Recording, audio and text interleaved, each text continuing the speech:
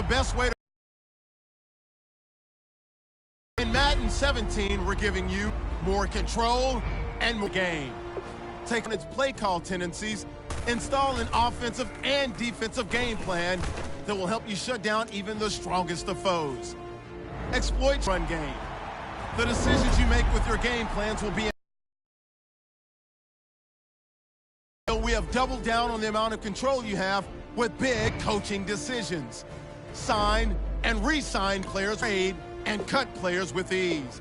Take risks. We've even included some of the most requested features from the community with the addition of the practice squad, full and scores from around the league. This is your franchise.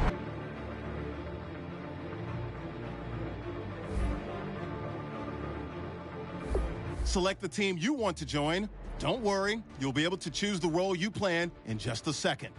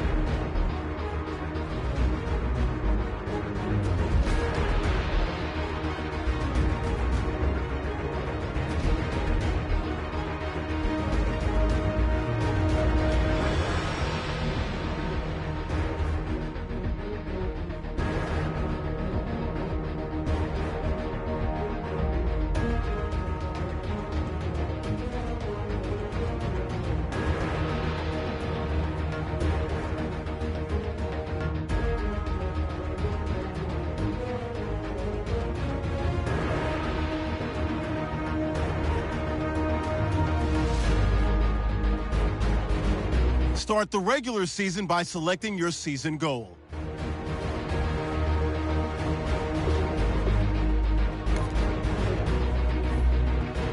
Meeting your season goal gives high rewards, but does come with risk.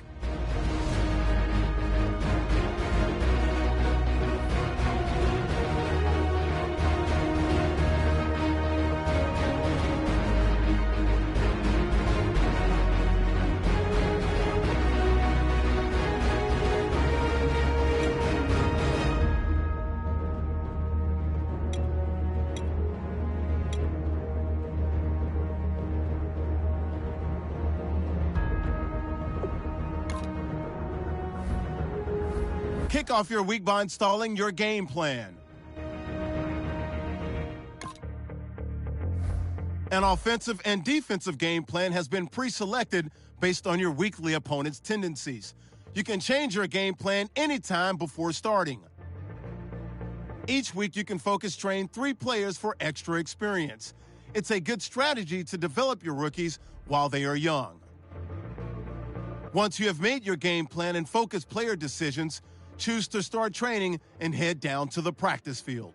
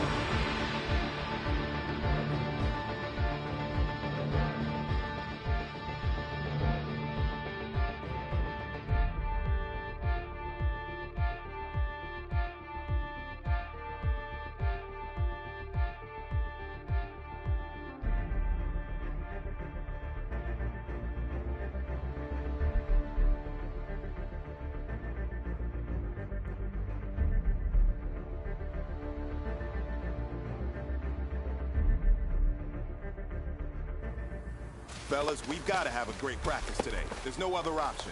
We've got 17 weeks, we strap it up, and we get better each week. This is one of those times you got to take advantage of it, all right? So let's get at it. Get ready! Wide 18! Wide 18!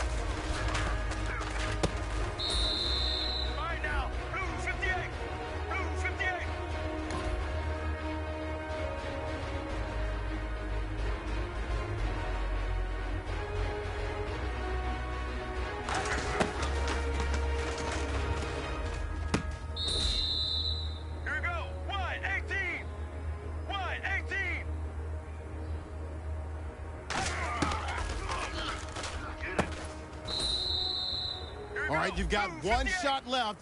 We're going for gold.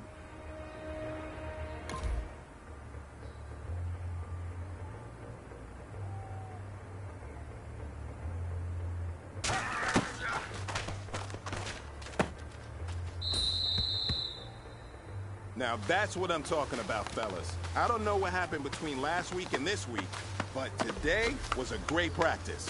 And this coaching staff is loving it. You guys consistently do that, and I see a lot of victories in our future.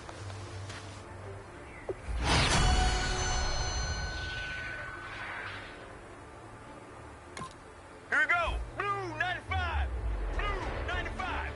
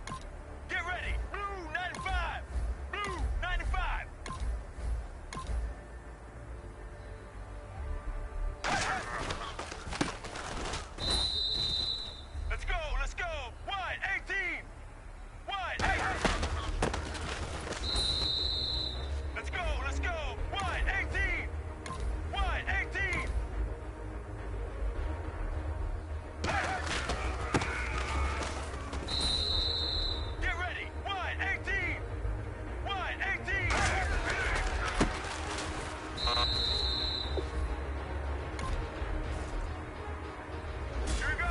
Wide 18! Wide 18!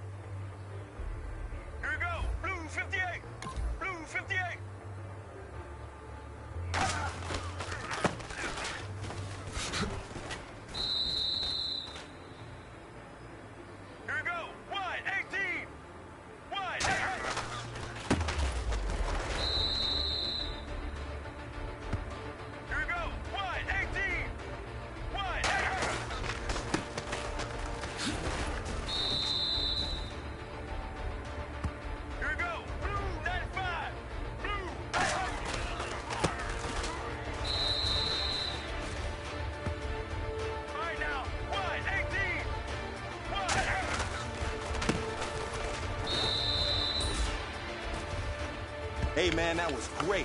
I mean, you had a great day today. You're taking the first steps towards success in this league. But don't fall back and get lazy. There's more steps ahead, so you got to keep it up.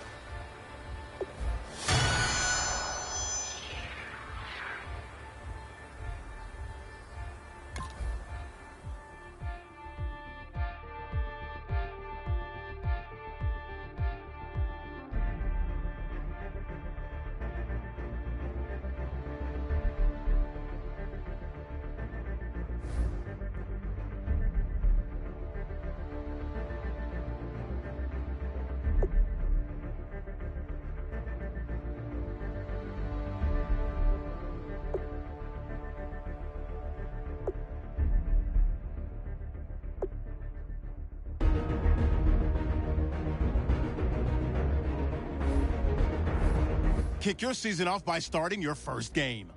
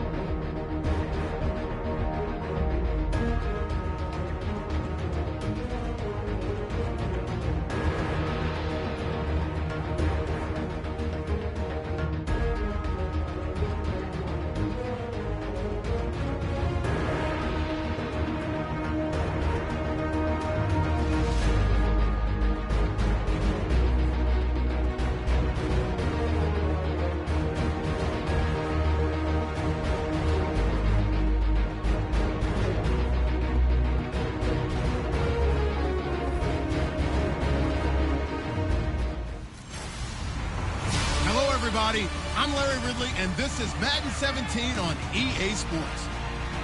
Opening week in the NFL is an exciting time for everybody, including these two teams here today. It's the Patriots going up against the Cardinals. With that, we'll get you to Glendale for the first Sunday night game of the year and the debut of our new commentary team. It's Brandon Godden and Charles Davis. All right, Larry, an exciting night for both of us, no doubt, here in the booth as we get a look inside the University of Phoenix Stadium in Glendale, Arizona. Tonight, it's the Sunday night opener of the 2016 NFL season between the New England Patriots and the Arizona Cardinals. And what a powerhouse Week 1 matchup, Mr. Davis, that we have in store here. But when you talk about New England and you think about the AFC East title, it's usually awarded to New England before you ever kick off. They want to add another one to their trophy case. And Arizona, their seasons got stopped before they expected. They thought they would be in the Super Bowl. They're back, and they think they're going to get there this time. It's the marquee game of opening weekend, and off we go on a Sunday night on EA Sports. That'll be taken in the end zone. And this will be a touchback, so a first chance here in Week 1 to see the ball be brought out with the new rule to the 25-yard line. So here come the Patriots now to take over on offense. They're led out by a man who started more Super Bowls than anyone in NFL history, the great Tom Brady. I can't help but admire the career Tom Brady has had. The numbers are off the charts. The Super Bowl championships and rings, we know that they are incredible. But how about the durability? Had one season that he missed, most of that season because of a knee injury. The rest of the time, he answers the bell and wills his team to victory more times than not. Brady now on first down. He's going to flip that out to the flat. It's complete. Oh, he did it again. And down he goes, but he takes it up to the 40. A good start offensively. 15 yards on the game's initial play. We can talk all we want about football being a game of strength and brawn. It's also a game of mismatches, and they're trying to create one there, getting it to their back out of the backfield to make a bigger play. As we often say, get it to him in space, let him use his leg. Yeah, if he can get a matchup against a linebacker or maybe a defensive end dropping out in a zone blitz, he's going to win that battle just about every time. As the offensive starters pop up on your screen, Charles, let me ask you, Chris Hogan, what does he bring to this offense? A guy that you look at and really don't circle in your game plan. If there's other guys that you look at, then you realize this guy can do damage. Finds his way open on almost every snap.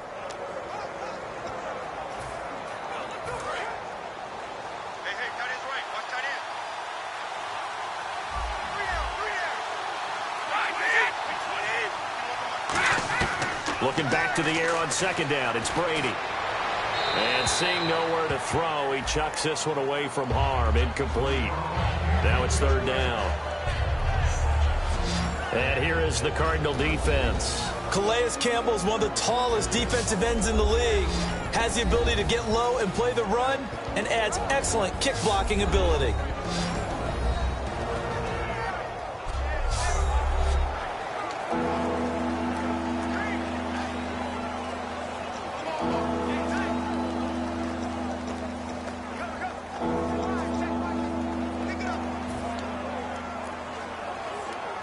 So a second down incompletion now brings up third down.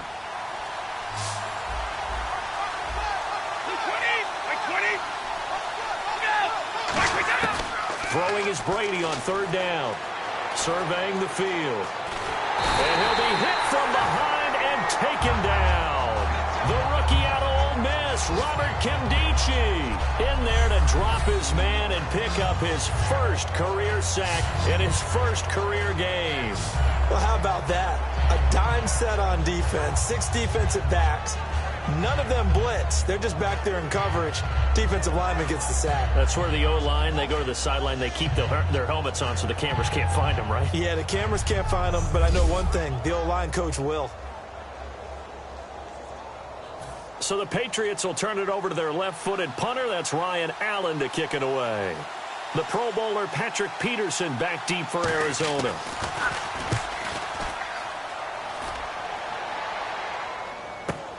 This is taken at about the 14. They juked him. A very good return that time. 18 yards. And possession will switch hands, first and 10. So out come the Cardinals now for their opening drive. They'll be led out by Carson Palmer. Had 7 seasons in Cincy, 2 in Oakland, and now in his 4th year with the Cardinals. And I think he's found the ultimate home for himself, because his matchup with head coach Bruce Arians, I think is sensational. We always hear about great quarterback head coach matchups in NFL history. Well, these guys found each other at the perfect time. He knows how to run the offense Bruce Arians wants, because he wants to take those shots downfield, and that's definitely Carson Palmer's game. They need him to up his game in the playoffs for them to get over the hump and get to the Super Bowl they covet. Now here's the second-year man, David Johnson. That's going to go as a loss of 2, and it'll be second down. The defense won that play so fast that I think if the running back even had time to notice if anyone was there, it was just a blink of an eye, and there was a loss on the play. Right now, blue 58. Play action. It's Palmer. And incomplete there. A nice hit. Jars the ball free and brings up third down. Let's look at this offense now, and let's talk about John Brown. An exciting young talent from Pittsburgh State, home of the Gorillas. Hard to cover. Great moves in short areas.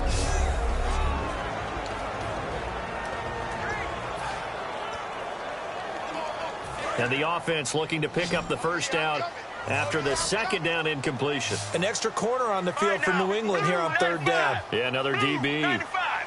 Sally 19. Sally 19. On third down, Palmer. It's complete to Jerron Brown. They do get 9, but it leads to fourth down. One hallmark of good defenses is understanding the game, understanding positioning, and tackling immediately in the secondary after catches. I think we just saw that on display right there. Got to him before he ever had a chance to think about turning it upfield. They'll need to get the play off quickly.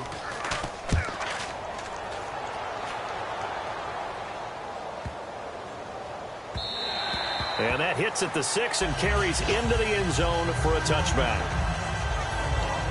The Patriot offense now set to come back out onto the field, and they'll be looking to avoid what happened last time, which is punting the football.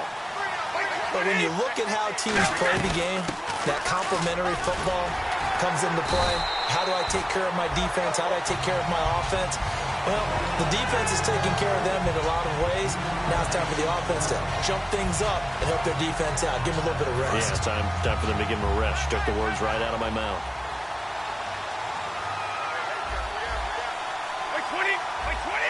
Shift together here from the D-line. Again, here's Blunt. And he's able to get out to the 32, brought down there. They get 9 out of that one, and as a result, the drive continues. There's a good, nice, crisp run for a first down. I wonder if the defense might have been loosened up a little bit, maybe anticipating a pass instead of the run that they got. They go play action here on first down. And his throw's going to be incomplete. Julian Edelman, the intended receiver, and it's second down.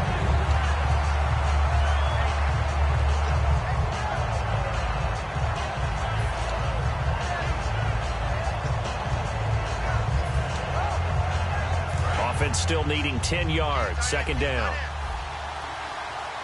They slot Gronkowski outright. Brady will try again on second down. And he finds Danny Amendola. And they'll get it up just short of the 45 at the 44.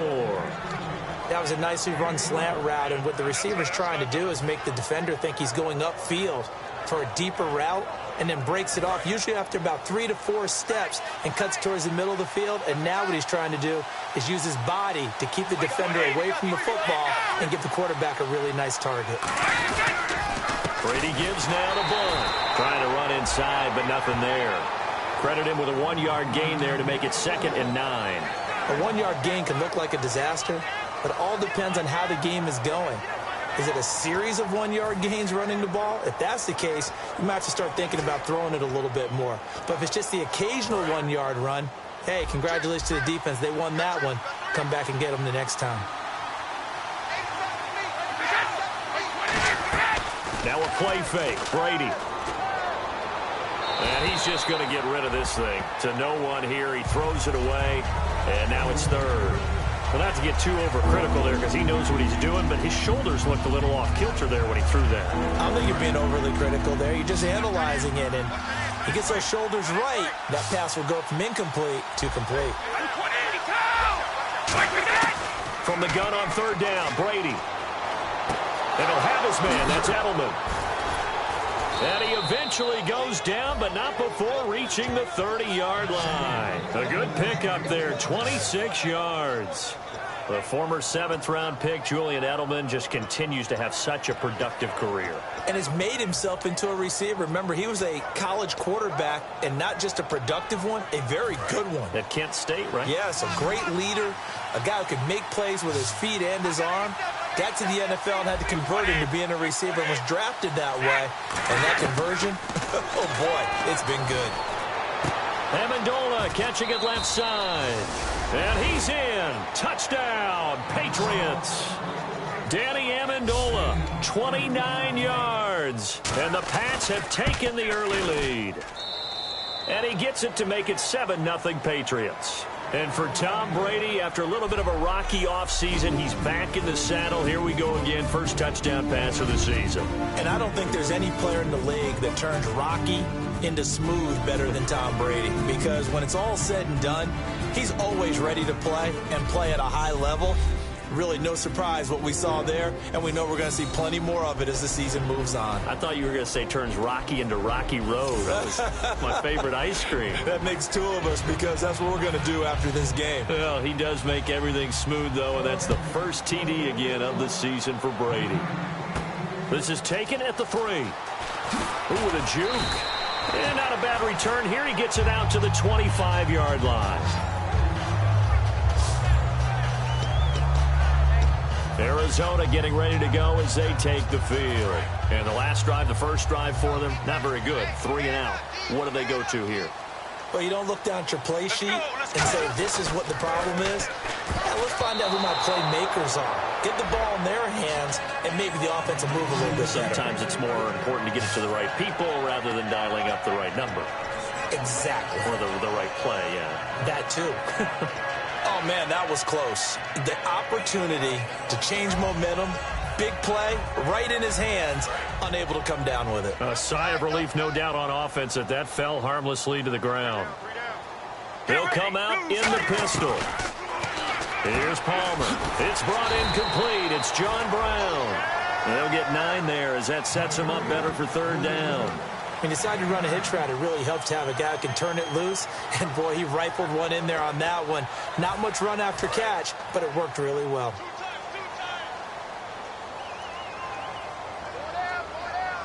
They come out with 1 back and 3 tight ends. They only get 2 there, but on 3rd and 1, that's all they needed to keep the drive going. They pick it up on 3rd and 1 on the quarterback sneak, and that's not easily done because there are extra bodies in there on the defensive side, and they're moving forward at the snap. Yeah, I was certainly expecting a handoff, weren't you? Yeah, I totally was. I thought they'd go with it back, maybe try and get a lead blocker in front. But as you talk about in different games, those guys with confidence in their offensive line, they just want to move forward and get it. Have you talked with your friends who are in the fantasy leagues? I keep hearing David Johnson's name is coming up in a big way. Boy, he was a steal, 3rd rounder out of Northern Iowa. And I think last year started as a 4th string back, didn't he? He certainly did, but boy, he produced as the year went on. Remember, he can run it, he can catch it. He was a wide receiver in Northern Iowa before he became a running back, and also has great kick return ability. Ran 1 back for a touchdown in 2015. Give him 10 yards on that one, and that'll earn him a fresh set of downs. Well, coaches always talk about finding balance on offense. I don't think you get much more balance than this. Big-time run, big-time pass. A 1-2 combination. Looked pretty good. How about that? Let's see if they can continue to take that kind of a punch, though. All right, now, blue 58. Blue 58. Deep. 6 guard. Check. Now a play fake here on 1st down. He'll buy some time right. And no escaping this time as he'll go down. They got him for a sack. Alan Branch in there to drop him with his first sack of 2016. Well, they go play fake. The problem is nobody was faked out. And when no one's faked out, what's the end result? Quarterback gets hit. To throw is Palmer. And he'll be hit as he releases it, and that'll fall incomplete. It's a tried-and-true formula, and I don't think it'll change for as long as we play football. If someone's trying to throw the ball and you can put pressure on them and make it tough, that's only going to help your defense. Yeah, he's since being hurried. He got rid of it before taking the hit, but incomplete. From midfield now, here's Palmer. It's caught left side by John Brown. They do get 9, but it leads to 4th down. So much about this game is just understanding situations and then having to execute, isn't it? Guard the 1st down sticks. Don't let them get there. And they've rallied and made the tackle.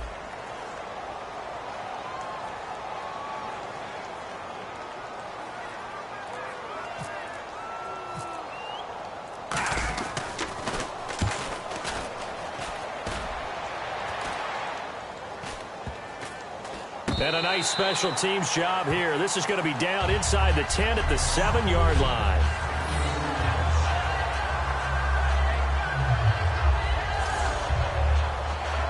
And now out come the Patriots.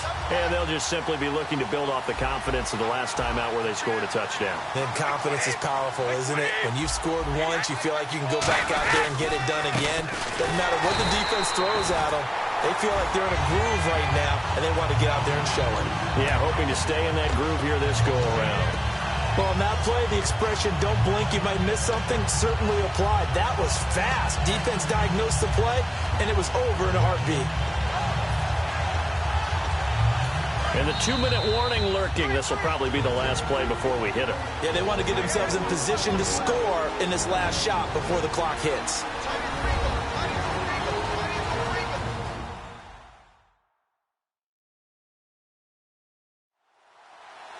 A reminder coming up at this and every halftime this season, we'll be checking in with Larry Ridley in Orlando for highlights and analysis of our first half. LR, that's my man. That's your guy. And the offense behind the chains here a touch on 2nd and 11.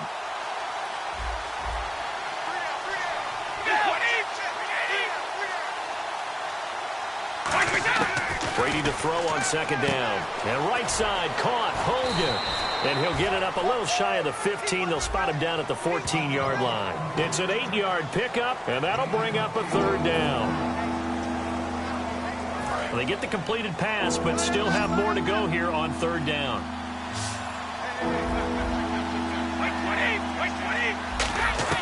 Brady going to try and throw on third down. And that is incomplete. LeGarrette Blount was the intended target. And it's fourth down. I'm not sure we could spot any tendency here on this third down. They could have run it or passed it. Either one was available. They chose to try and get it through the air, but they were unsuccessful. He gets this one away, and boy, it's another boomer. On the return is Peterson. Look at this spin. Balance. Nice job bringing that one back. 14 on the return. And the Cards will take over, 1st and 10. Arizona getting ready to go as they take the field. And a tight game after punting last time. See if they can get something going on this drive. As they head to the field now, with the game this close, you've got to feel there's a sense of urgency for them going on offense right now. But they have to do it without letting panic creep in and affect their play. Now Palmer to throw. Man open left side is Brown. And a pretty little juke move there on a nice gain. And now they're in the hurry-up. Here we go. On second down, Palmer. That's complete to Brown. And he'll go down here at the 35-yard line. 9 yards on the pickup there, and it keeps the drive alive.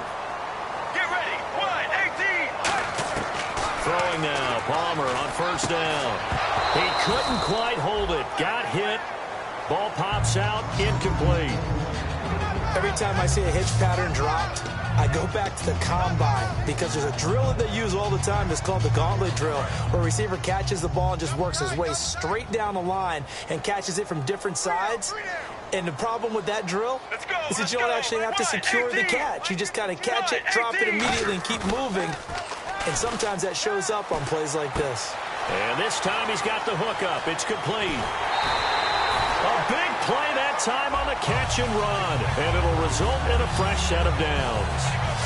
And there's another completion to the tight end. And let's face it, it is hard to overthrow a 6'6" target. It is indeed. Quarterbacks like their speed guys. They like that huge 6'6" target that they've got in him. They really do, and it reminds me of what one great tight end told me once. He had told his quarterback, just make sure you throw it up there. You know, kind of like put up on the top shelf where the kid... Now hold everything here. We're going to get a timeout by the offense. It's just their first, so they'll have 2 remaining here before we get to halftime.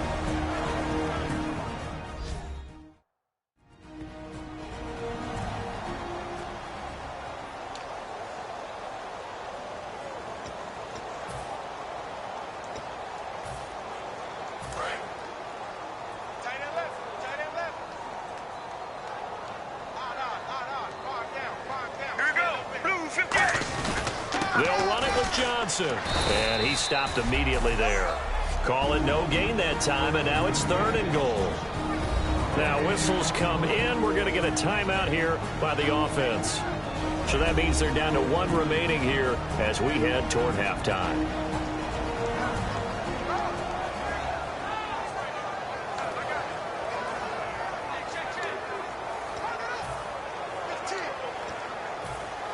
Stonewalled on second down. Now let's see what they can do on 3rd and goal from the 2.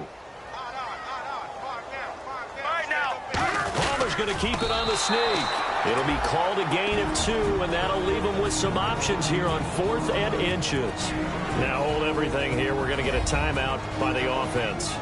And with halftime on the horizon, they'll be out of timeouts from here forward. So the offense takes the timeout, and they are back out and ready to rock. The offense is going to stay out there. We'll see what the play call is. They need to find the right one here on 4th and goal. They come out with one back, and he will get into the end zone. Touchdown, Arizona. Carson Palmer as the first half is winding down. And the Cardinals are just an extra point away from tying this game. And a little time left on the clock, so on the other side, they're thinking, gosh, we'd like to get that lead right back.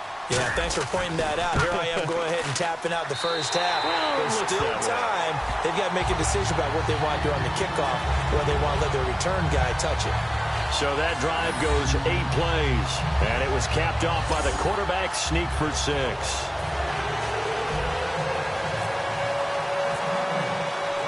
So we're right back where we started, all even as the kick's away. That's fielded in the end zone.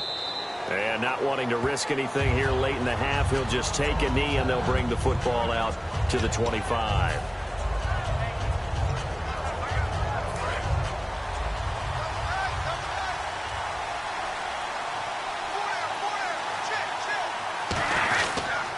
They'll begin here with Blunt. And nothing doing.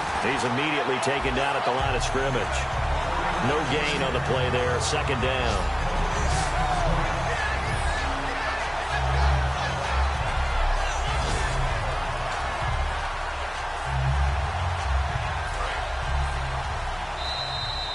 So we've reached halftime here in our initial Sunday night telecast of the new season. As we send you on down to our studios in Orlando, where standing by is Larry Ridley with our EA Sports Halftime Report. Thanks, Brandon, and welcome to our EA Halftime Report. I'm Larry Ridley. Both the Cardinals and the Patriots haven't had a reliable run game so far. The push up front has not been there, and you have to give credit to both defenses on that front. All right, let's get it going. Let's roll those first half highlights. Patriots opening drive. Offensive line won't be able to hold up here. This one ends up as a loss of 11. Third down from the 45. Here's a completion to Julian Edelman. And the pass and catch will end up going for 26 yards. Sticking with the same drive, Amendola makes the grab in traffic. And this play will go for 6. They strike first in the half. Fourth down, inches to go. They'll run the sneak here, and he goes in for the score. We're tied back up at 7. So that'll do it for us here in Orlando. For the call of the second half, let's hand it back over to Brandon and Charles. Brandon. Both teams appear ready for the fight ahead, and we resume action here in quarter number 3. This will be taken in at the 1. And he'll be brought down at the 23, make it the 24-yard line. So here's the Cardinals offense now as they get set to start this third quarter. They have a chance to break our tie here as we get a look at the first drive of quarter 3. And it's such a tone setter, isn't it? Because both sides trying to seize momentum to begin the half. What do they have dialed up that'll give them an advantage to move the ball downfield? Let's find out what they have dialed up. That was a really nice play, to be able to stack that one up. When they get back in the huddle, he's got to tell his guys up front, great job. They kept people off of him, allowed him to run free, and make the hit on the runner. He filled the gap nicely, kept him to just a 1-yard gain.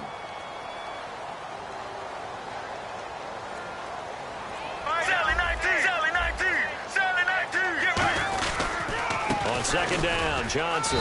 And not a whole lot doing there as he'll get it up to about the 28-yard line. Only a gain of a couple there. That leaves him needing about 7 here on third down.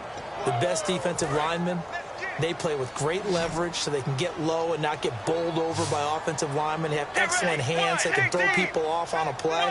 We just saw a great example of a really good run stop by a guy playing the defensive tackle position. Ball throw. Hit as he throws there, incomplete.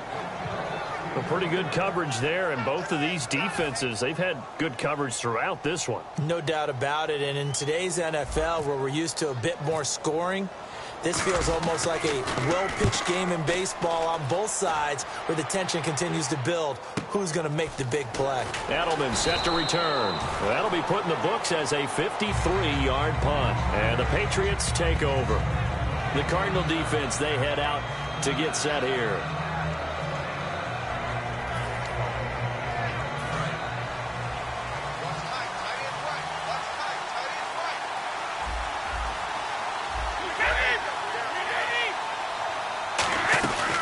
They start on the ground here with Blunt. And running room scarce here. He's going to be stopped in his tracks at the line of scrimmage. Calais Campbell on the stop. Boy, that's a lot of sirloin steak to be taken down for no gain, partner. Are you trying to suggest that he is a huge man? He is not just a big man, a huge man. Big boy. Well, how about the credit then for the defense to be able to chop that big tree and put him on the ground? I know back when you played, it took 4 of you to take a guy like that down, right? Well, that's for sure. And you know what else? I didn't want to challenge him at dinner either. They know that old expression, it's not my night. It hasn't been his so far. I don't know if the legs are a little bit heavy. Sometimes having to hang out all day and play doesn't exactly play to your advantage, but it's been a tough go for him. And every time he looks up, somebody's there defensively. That was the same case on that play. And he will have a first down here at about the 40.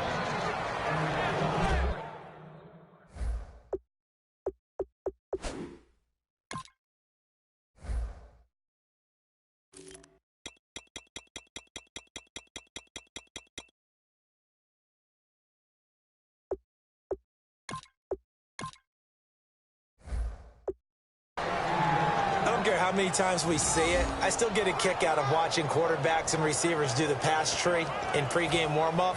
But I always remember that when we go to practices, we see that after practices as well. They really tune it up, don't they? They tune it up. They know why they do it for these situations.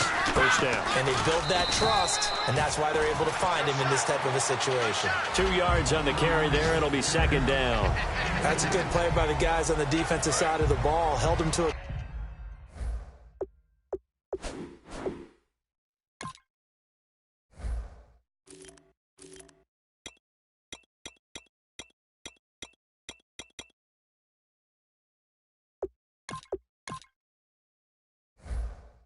gain of 2, and that changes the playbook a little bit now for the guy calling plays.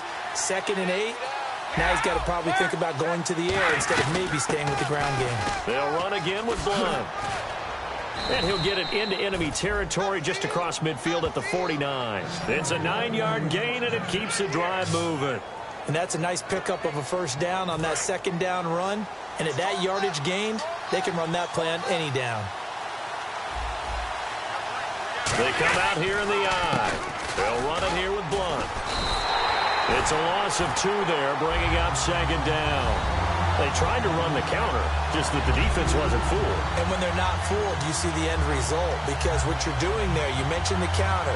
You're using your offensive linemen sometimes to pull or move, to influence the defensive front, to go in that direction and create the space back in the other side and block it appropriately. But you're exactly right. Didn't move him, sat there waiting for him and made the play. And a first hookup with his all-pro tight end, Rob Gronkowski. 15 yards through the air and a first down. Ah, yes, Brady to Gronk. You think these two are in sync? Without a doubt. And, look, they both understand what they can do for each other. Gronk knows if he gets open, the ball's going to be there. And Tom Brady knows what a great security blanket Gronk is. When all else fails, you find Big 87. It's a loss of 5 there, bringing up second. Brandon, that play ended so fast, it's almost as if the quarterback handed it to the runner, and the tackler was there right away for a loss of yardage. 220. They'll run it now out of the gun. And this one's going to go the wrong way. Losing yardage back at the 42. It's a loss of 2, now third down. Now this will be the 9th play on this drive.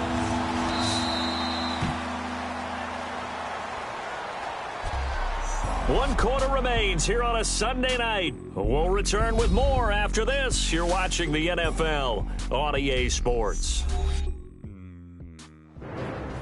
Back now here on EA Sports. 7-7 is our score. Pretty even matchup so far as we start quarter number 4.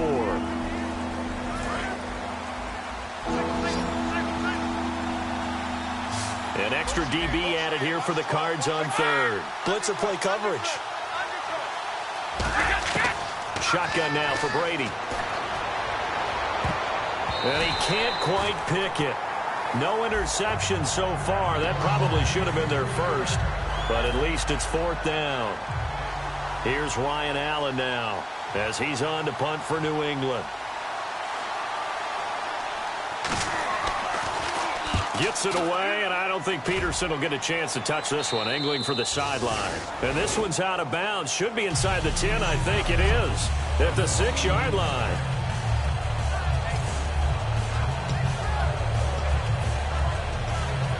Arizona getting ready to go as they take the field. And they're coming off a 3-and-out, my friend. I think they've got to look at that play sheet and go to a spot that they haven't gone before. Time to shake things up a little bit to try and get this offense moving. Okay, so how do you do that? How do you shake things up? You look at what you called before, realize it hasn't worked so so something well, else. and maybe you try and... Oh, this is taken in. It's complete. And all the way down to the 36-yard line. 2 veterans there, Palmer to Fitzgerald. 57 yards.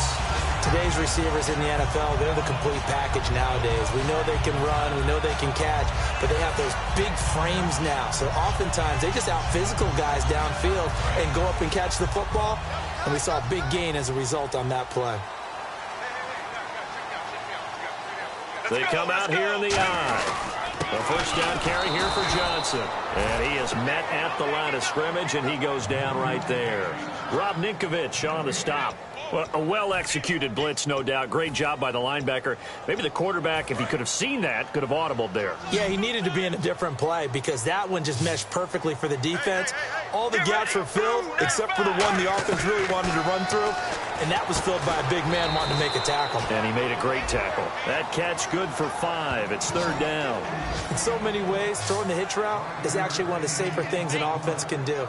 Get the ball out to the receiver as fast as possible, hope he's got man-to-man coverage, and hope that his athleticism wins on the perimeter.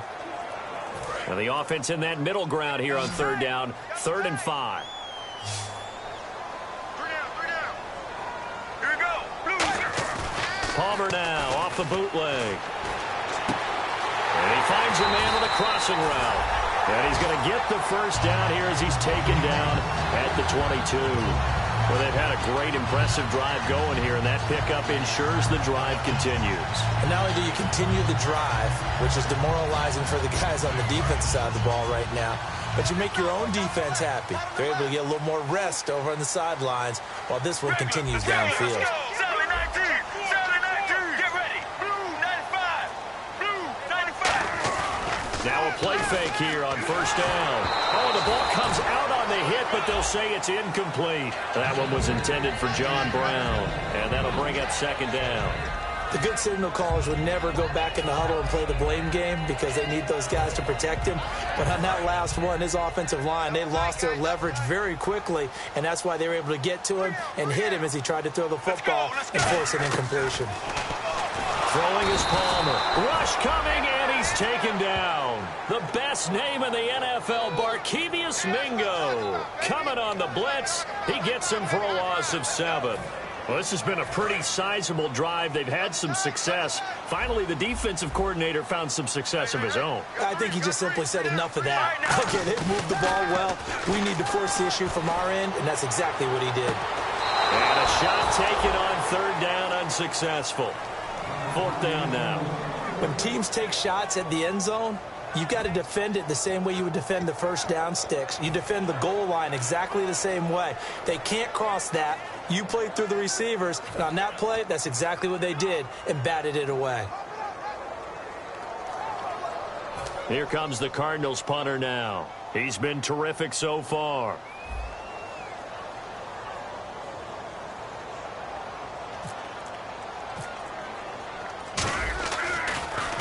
Averaging 50 yards a boot so far as this one's away. And that is much too long. That's into the end zone for a touchback.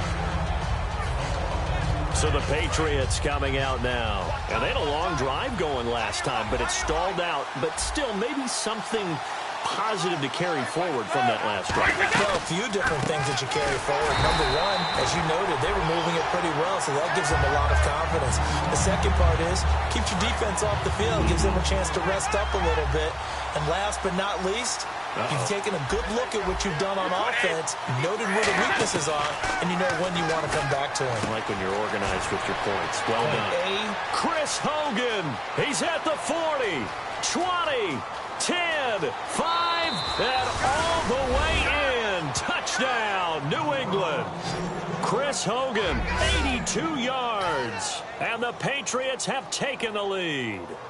And, Charles, I had an offensive coordinator tell me one time that they design every play to score. I don't know how true that is, but he had to run a long way after that catch. Heck of a play. I think that when he was telling you that, he was designing run after catch in every play. I mean, that's the only way to put it in there, and that's what we got on that one. Nice catch, an even better run for big yardage. Bulldozes past him. And he'll take this across the 25, a couple extra yards, up to the 27-yard line. Arizona getting ready to go as they take the field. And last time out, they had to punt the football away. Anything positive possibly to take from that?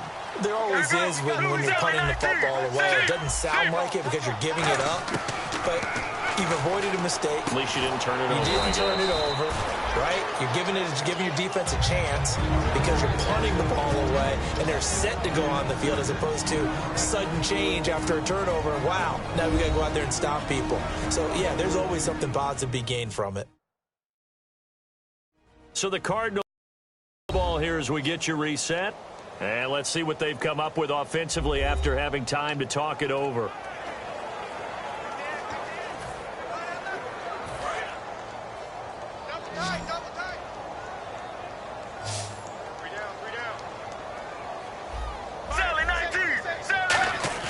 He'll look to throw. He's going to let it fly. And it's knocked away and incomplete. Larry Fitzgerald was the intended target. Third down here. I know the initial focus was on how far that pass was downfield, but how about the coverage on the play? Able to stay with him, get his hands where the receiver's hands were going to try and catch the ball, tips it up in the air, and knocks it away. Back to throw. He gets it to Brown, complete. And he's got the first down as he's up to the 45-yard line. It's a gain of 11 yards that time, and it produces a new set of downs. Looking to speed things up here, going with some tempo. They hand off to their big tight end. And no room that time, getting it to about the 46. Just a yard on the pickup there, and it'll bring up a...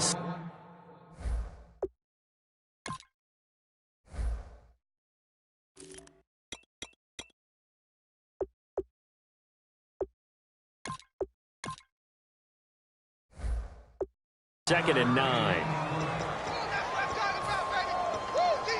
So what will they do? On the ground, through the air? Let's see. Second and 9. Let's go, let's go. He's back to throw.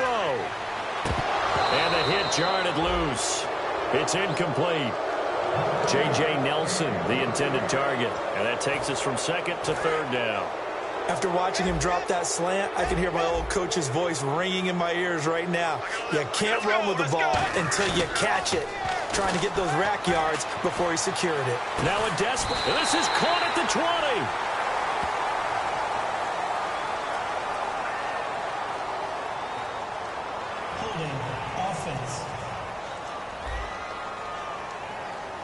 So oftentimes you see defensive holding. Here it's offensive holding for the flag. Losing 9 yards there. And it also brings up fourth. They come out with one back and 3 tight ends. They'll look to throw.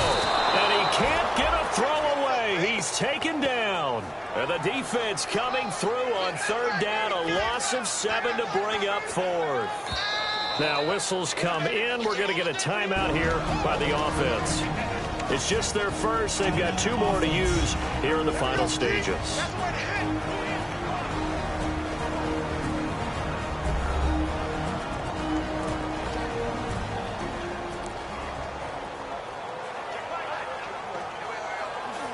So we're back in the offense getting set following the call of that timeout.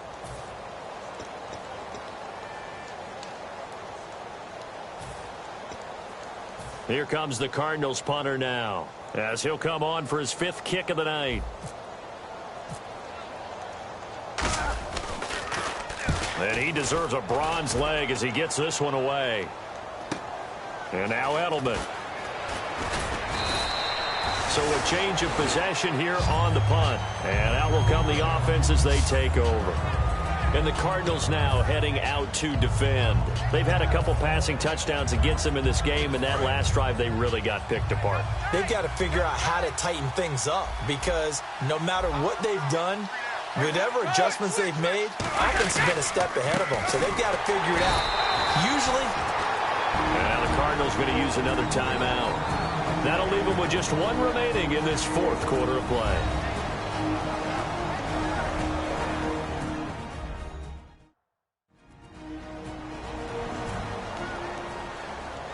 All right, so the timeout over and all 11 men back out onto the field for the defense.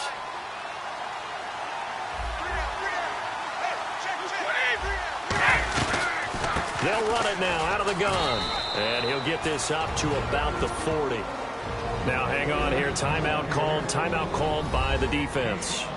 It'll be their third and final timeout, so as they talk things over, we'll step aside.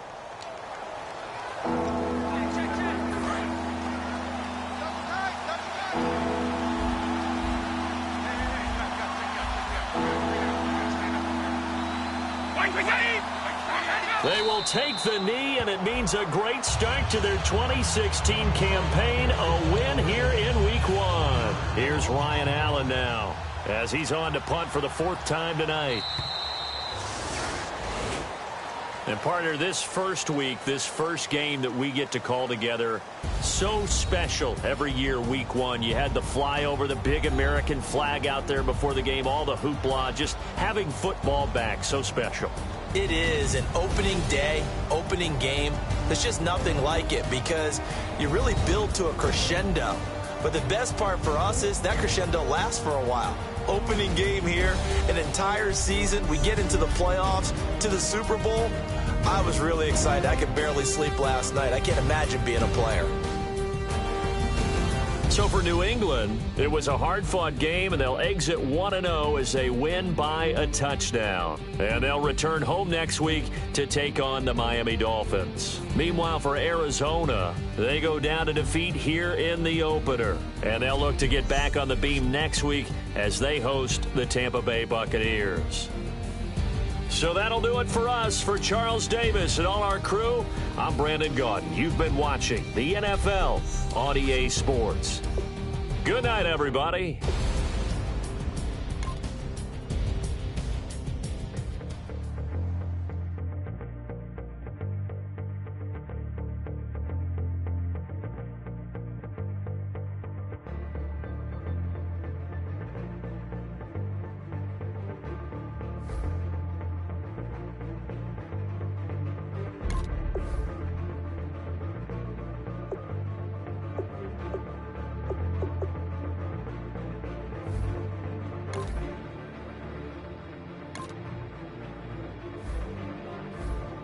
Now let's take a minute to see how you can improve your team.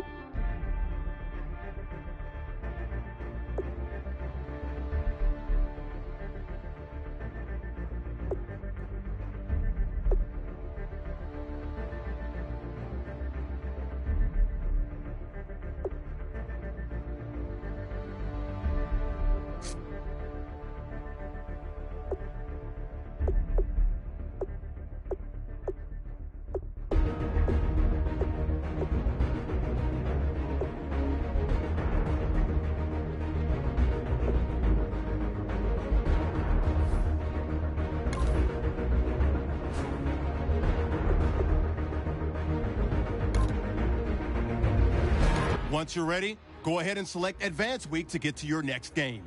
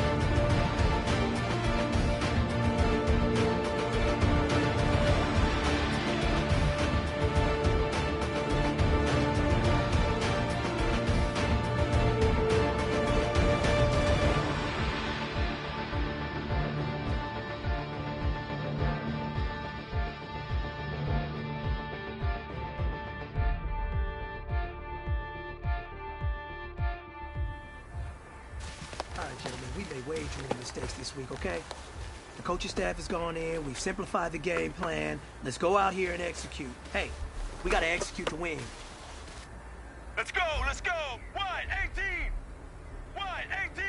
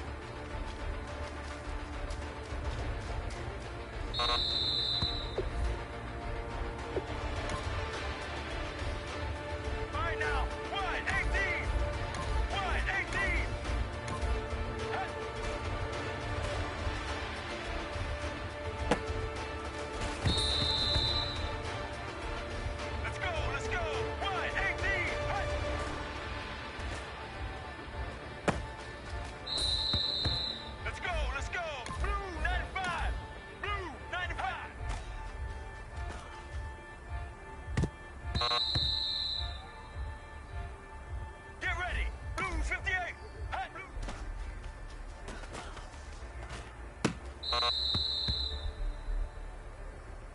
ready. Blue 95. Blue 95.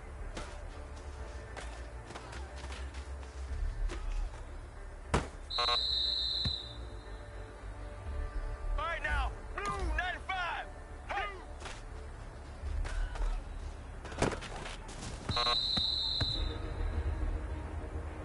All right now. 118. 118.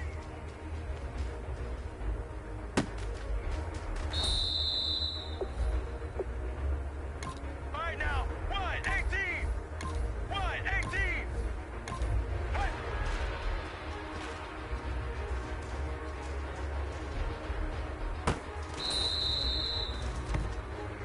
Here we go. Blue 95.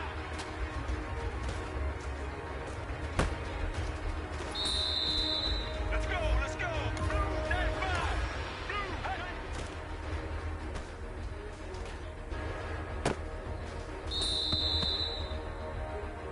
Here we go. 118. Hey.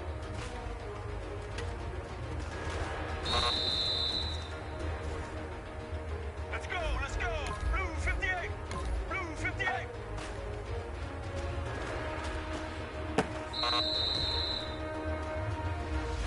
Get ready. Blue 95. Blue. Hey.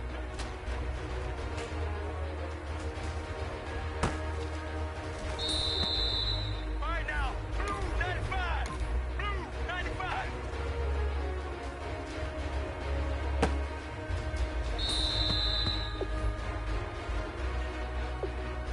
Get ready. 118.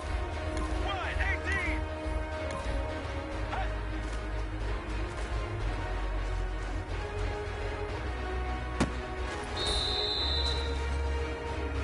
Get ready. Blue 95.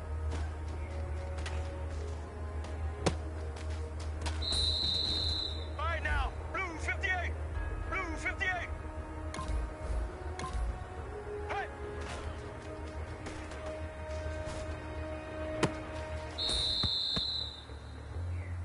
All right now. 118. Hey.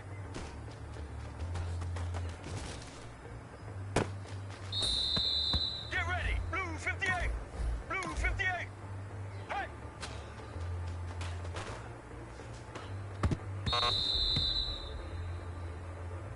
Get ready. Blue 95. Blue.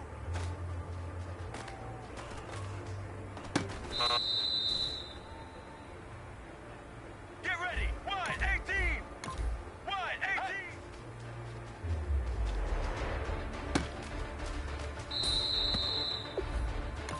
Get ready. Blue 95. Blue 95.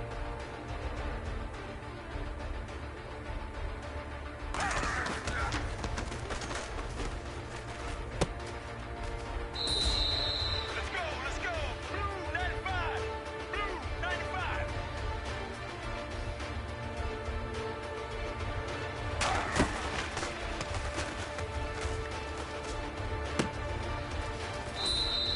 All right now. 118.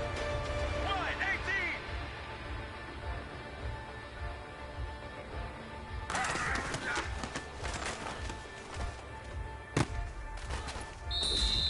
Here we go.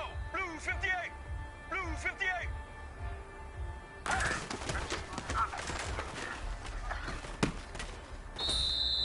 Here we The go. pressure Blue is 58. on. This Blue one is 58. for the gold.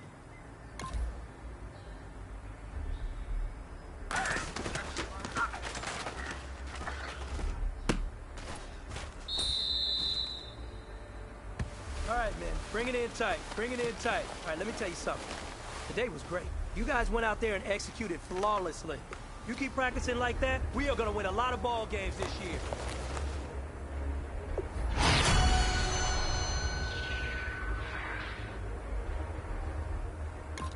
All right now. 118. 118.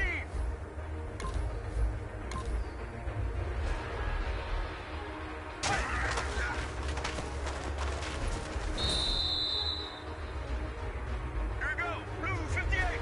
Blue 58.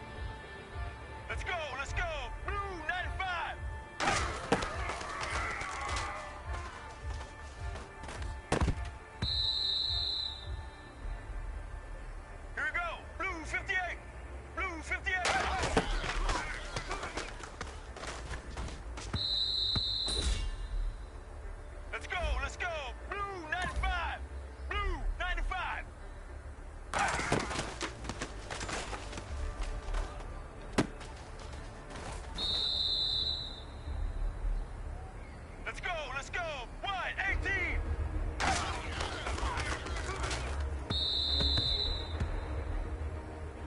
All right now, blue 95.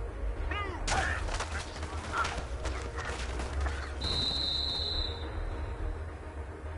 Let's go, let's go. Wide, 18.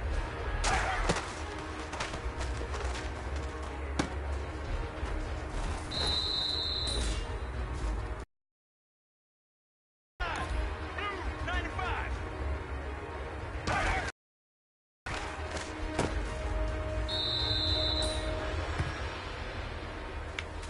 Hey, man, that was great. I mean, you had a great day today.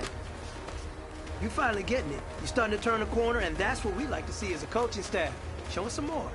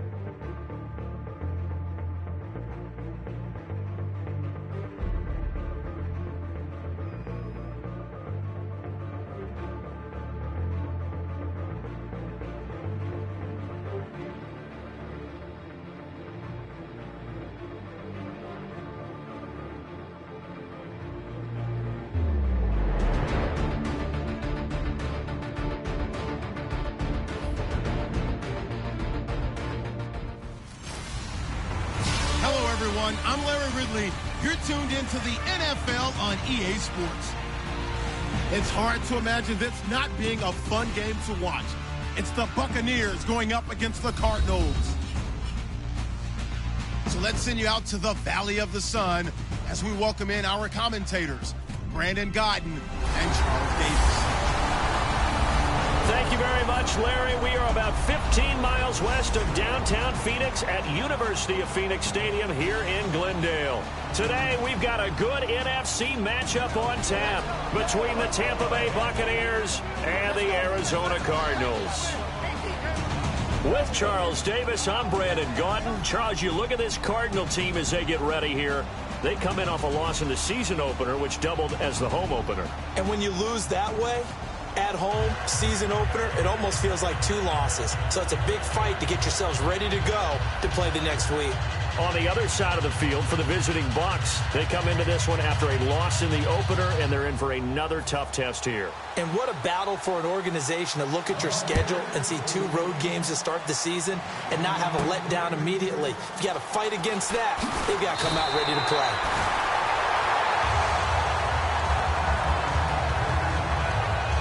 So out come the Cardinals now for their opening drive. They'll be led out by Carson Palmer. Had 7 seasons in Cincy, 2 in Oakland, and now in his 4th year with the Cardinals. And I think he's found the ultimate home for himself because his matchup with head coach Bruce Arians, I think is sensational. We always hear about great quarterback head coach matchups in NFL history. Well, these guys found each other at the perfect time. He knows how to run the offense Bruce Arians wants because he wants to take those shots downfield. That's definitely Carson Palmer's game. They need him to up his game in the playoffs for them to get over the hump and get to the Super Bowl they covet. Seeing that play and understanding just how tough it is to cover tight ends, especially the ones running around the NFL nowadays, Makes me glad I didn't make it in that league. I would have had a really difficult time. But now you get to sit up here with me. Yeah, and that's fun, isn't it? And what a really nice game right there on first down for them. Brings up a nice second down for them. The first carry now. This is Johnson. And he'll get up to the 43-yard line. It's a pickup of 6 and good enough to move the chains. 2nd and 1 is often an invitation to take the big shot downfield. I'll bet the offensive lineman said, are you kidding? We just get on our backs and let's go get the first down. They love being physical. Let's go. They stay on the ground on first with Johnson. And he'll take this one across the 45 up to about the 46-yard line. Give him 3 on first down. It'll set up a 2nd and 7. And this offense on your screen, one of the guys who knows how to win football games, Larry Fitzgerald. Plenty of athleticism, but plays the game with incredible intelligence.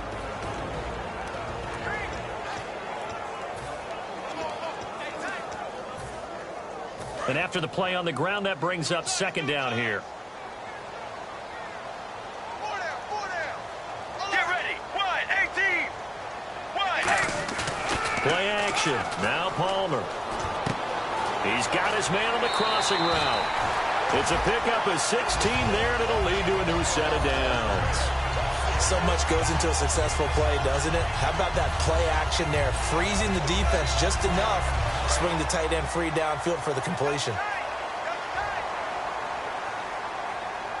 Get ready. Wide,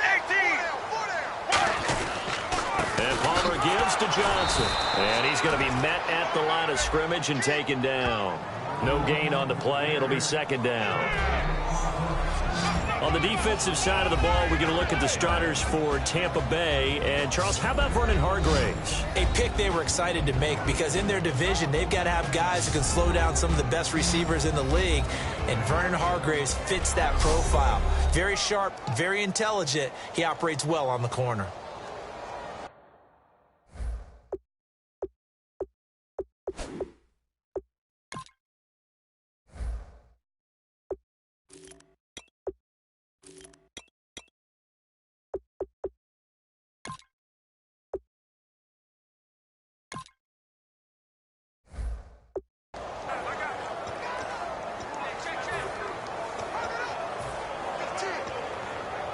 And on 2nd and 10 now. All right, now. Mirror.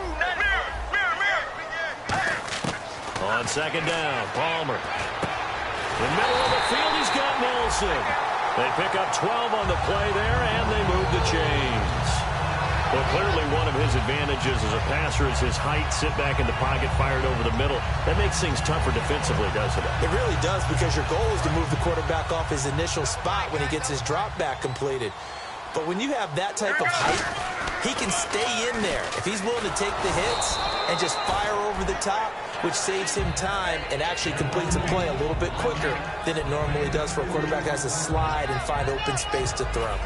In today's NFL, you hear all the time about stretching the field and creating space in order to run plays. A toss play will help accomplish that because now you're pushing a defense to chase you all the way to the edges and to the sideline. That's a nice run, probing now early to try and get things done later. Palmer now off the bootleg. And it's a short one here, complete to the tight end. And down inside the 15, shy of the 10. 12 yards there as they move the chains. On any given pass play, you never know exactly where your exit points are going to be. On this play, he was flushed to his left, still on the run, able to accurately throw the football for a nice first down.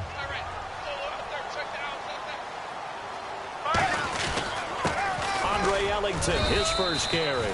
Just a yard on the first down carry, so it's 2nd and 9. Now that's the type of play that'll fire up a defense. Hold them to 1 yard on a first down run. It'll be interesting to see if the offense decides to press the run at all or if they'll abandon it now after gaining only 1 on that play. Get ready. Now Palmer to throw on 2nd down. That's complete right around the 8. 8 yards on the completion, but now they face 3rd down. When you execute a drag or a crossing route really well and give them a chance to let it develop a little bit, you can gain some significant yardage hitting your tight end on that one. So play number 10 now coming. It's been a long opening drive, but this is 3rd down. Get ready. On on 3rd and short to give to the tight end. And he'll be taken down, but he does have first down yardage.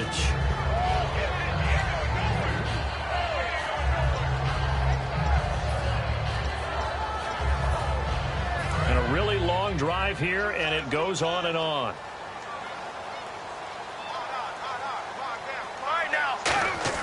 Here's Palmer to throw. Blitz coming, and down he goes. It's the Bucs signee from Baltimore, Darryl Smith, in there to drop him with his first sack of 2016.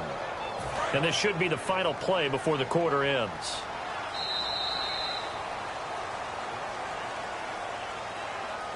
So an even first quarter on the scoreboard, but the threat of points on the horizon. Can't wait to see what the second quarter has in store. EA Sports NFL Sunday returns following this.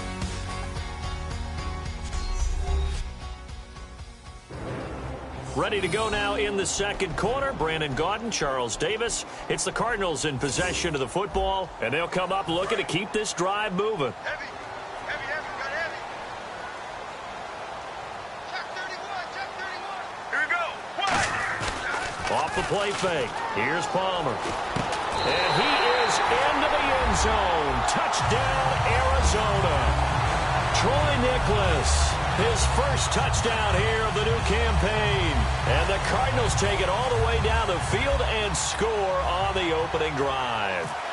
Just how they wanted to start this one, in the end zone on their first possession. And that just happened. How about that play right there? As you said, opening possession, setting the tone for everything. I'm going to look forward a little bit now because everyone should be celebrating his catch in the end zone. The tight end gets a little bit of love. But if you're a receiver on the team, you should be thinking to yourself, boy, oh boy, things are going to open up the rest of the game if they have to focus on him as well. And this will be a touchback, and as we saw in week 1, the new rule, this one coming out to the 25-yard line.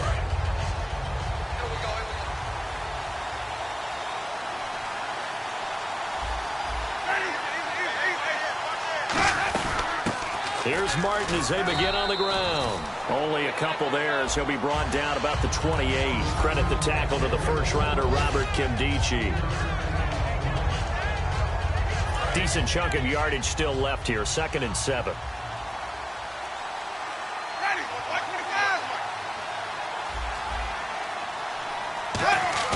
Play fake to Martin. Now Jameis. Under a heavy rush, and down he goes. He couldn't get away. He'll wind up losing a dozen yards, a 12-yard loss, and it brings up 3rd. The game plan for any defense is finding ways to make a quarterback uncomfortable in the pocket. When you bring pressure from all angles, you never know who's going to get home. In this case, the left cornerback, right in the face of him, puts him down. Jameis to throw it. He's got time. And incomplete. He had nowhere to throw, so he just tossed it away. But that brings up 4th. On 4th down, here's Brian Anger now to kick this one away. Back deep, Patrick Peterson.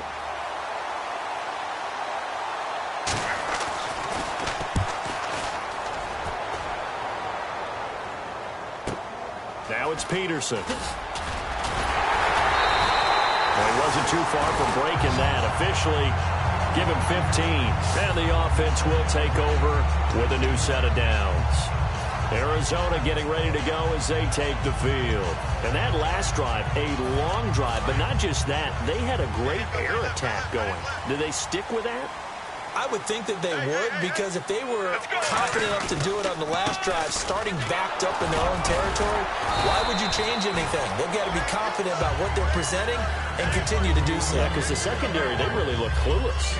And that was amazing because that drive went and went, no adjustments, and no big plays by the defense to knock the ball away.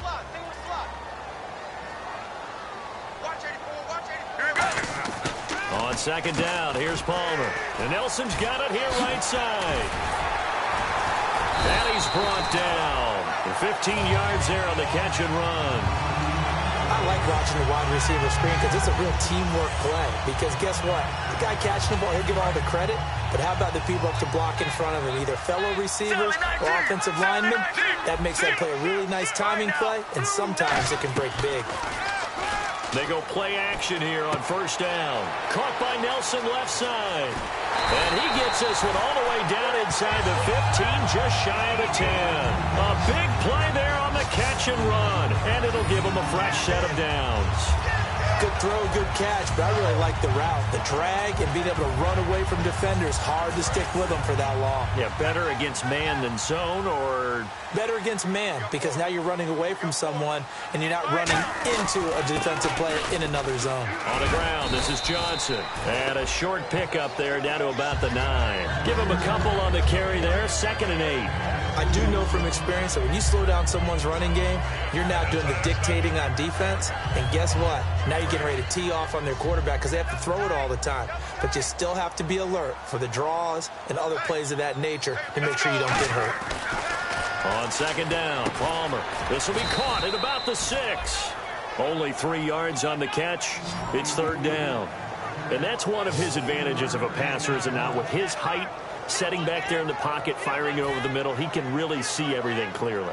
It is, and I know that other quarterbacks get it done different ways, all right? You don't have to be his height to make a great play, but what he does is he takes away having to make those slide steps in the pocket to find angles to throw the ball through. He just throws right over the top of it because he can see everything, and sometimes that saves time and gets the ball to a receiver quicker.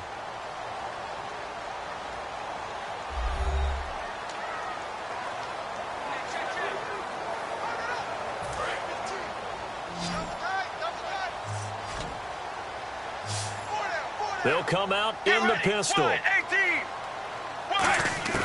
From the gun on 3rd down, it's Palmer. And he dropped it. Now it was tipped. Altered the ball a little bit, but he dropped it. And now 4th down. Well, we're not playing 3 yards in a cloud of dust football anymore. I kind of get why those old school coaches sometimes didn't want to throw the football. Because if it's popped up in the air, it almost turns into slow motion, and both sides trying to get to the football, and you're holding your breath wondering whether it's going to go good or bad for your team. They'll try and throw for it with Palmer. And Fitzgerald has got it. Touchdown, Cardinals. Larry Fitzgerald, his first touchdown of the new season. And the Cardinals now adding on to their lead. Well, that's about as quick of a passing touchdown as you'll ever see right there. Everyone has a section in their playbook called the quick game. That was a super quick game. Out of the hands of the thrower, bam, right to the receiver, successfully for a touchdown. How in-depth is that quick game part of the playbook? It's pretty in-depth because people want the ball out of the hands of the quarterback into the playmaker's hands downfield as fast as possible. There are a lot of plays, a lot of options involved with that. Now Catanzaro after the touchdown to kick it away. That'll be taken in the end zone. And no run back here. This will be a touchback, and it comes out to the 25-yard line. Here comes the Tampa Bay offense now heading back out onto the field. And they'll certainly be trying to do better than that first drive where they went 3 and out. And sometimes the first drive is just simply to settle nerves. You know what it's like at the start of a game with the emotion. Guys a little bit jumpy. You do. Oh, you understand the same way. It's just like us calling one, right? Making sure we ease into the game, let it come to us. Well, you went 3 and out. And now they have that opportunity. No, you didn't go 3 and out. I went 3 and out on that first drive. I'll try to do better here. And now it looks like they're going to be in the hurry up. Now Winston goes underneath to Martin. They'll wind up getting 10 back as that sets him up for 3rd down. Looks like a nickel set here defensively on 3rd and 2. Yeah, maybe expecting a throw. To throw, Winston. And no escaping this time as he'll go down. They got him for a sack. But there was pressure all around him, so the only play was to try and get out of there. I think it was an excellent effort by him just to get back to the line of scrimmage.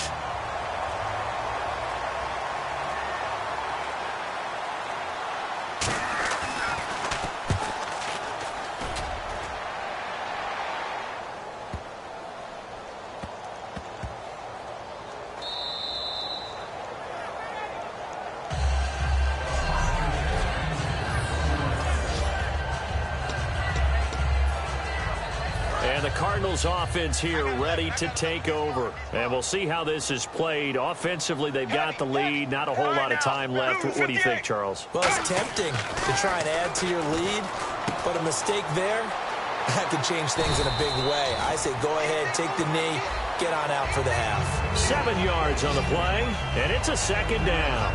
Now that's staying ahead of the chains. Really good pickup on first down, hitting the tight end there. Now brings up a second and manageable. Just found a hole in that zone.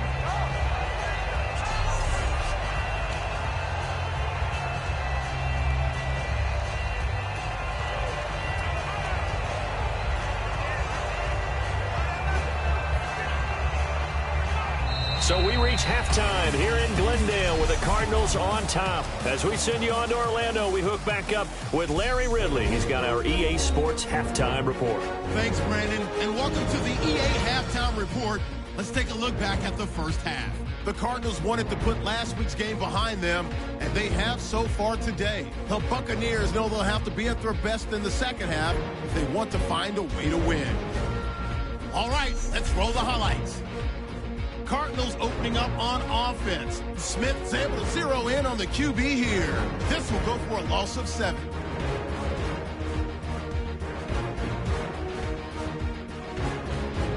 Cardinals later on the drive. Palmer's got the completion here, and he capped off the long drive with the TD. The Cardinals up now by 7. Bucks have it early in the second. They're going to come away with another sack here. This ends up as a loss of 12.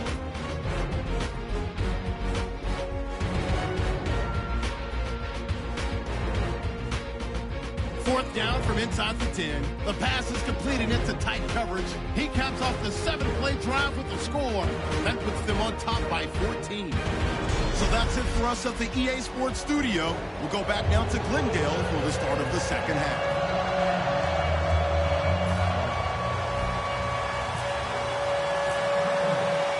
So both teams have their marching orders, and we'll get going again here in quarter number 3. That's fielded in the end zone. And he'll elect not to return this one, so they'll bring it out to the 25 on the touchback. Out come the Buccaneers. They'll have it first to start in the third quarter. They come out here with a 0 on the scoreboard. What was said in that locker room? That's what I want to know. I would love to have been in there because we often have the feeling that there's a lot of shouting, screaming, people upset. But typically, halftime locker rooms are a lot more clinical than that. And in this case, are they upset that the plays weren't working because of execution, or do they think they were just bad plays to call? Yeah. We'll find out pretty quickly here if they feel like they had something going, but they just need to do it a little bit better or not. We'll find out. A 6-yard pickup on the ground that time, and that'll make it 3rd and 4 coming up. So second down was a run play. Now let's see what they do on third. Oh, man, that wasn't far from breaking in a big way into the secondary. Read option, quarterback kept it, and while he didn't get a first down, he did get a nice chunk of yardage.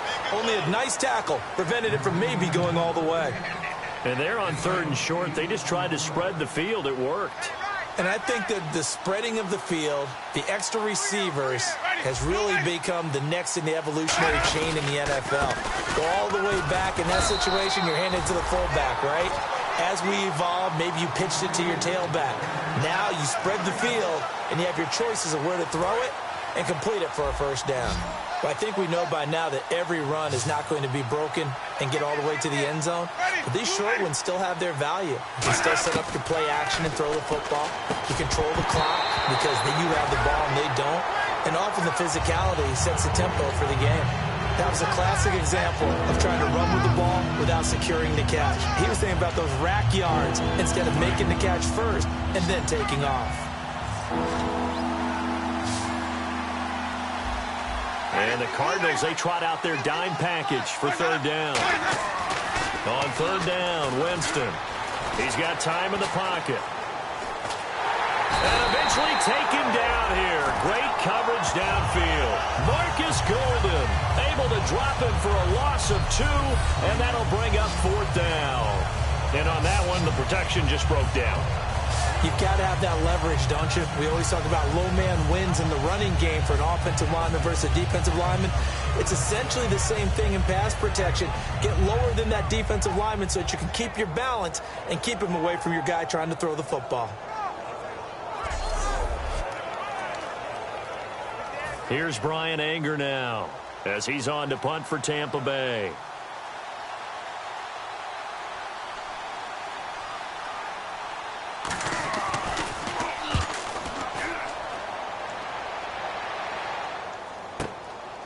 he's going to go ahead and field it from the 3-yard line. So possession goes over here on the punt. And the Cards are going to have the football with a 1st and 10 deep in their own territory. The Cardinals offense now ready to get their first opportunity here in the second half. They have the lead here. Well, we talk a lot about pregame speeches. What are halftime speeches like? For the most part, not nearly as emotional. They're a lot more clinical. Every now and then, though, they'll get after you if they think they need to light a fire.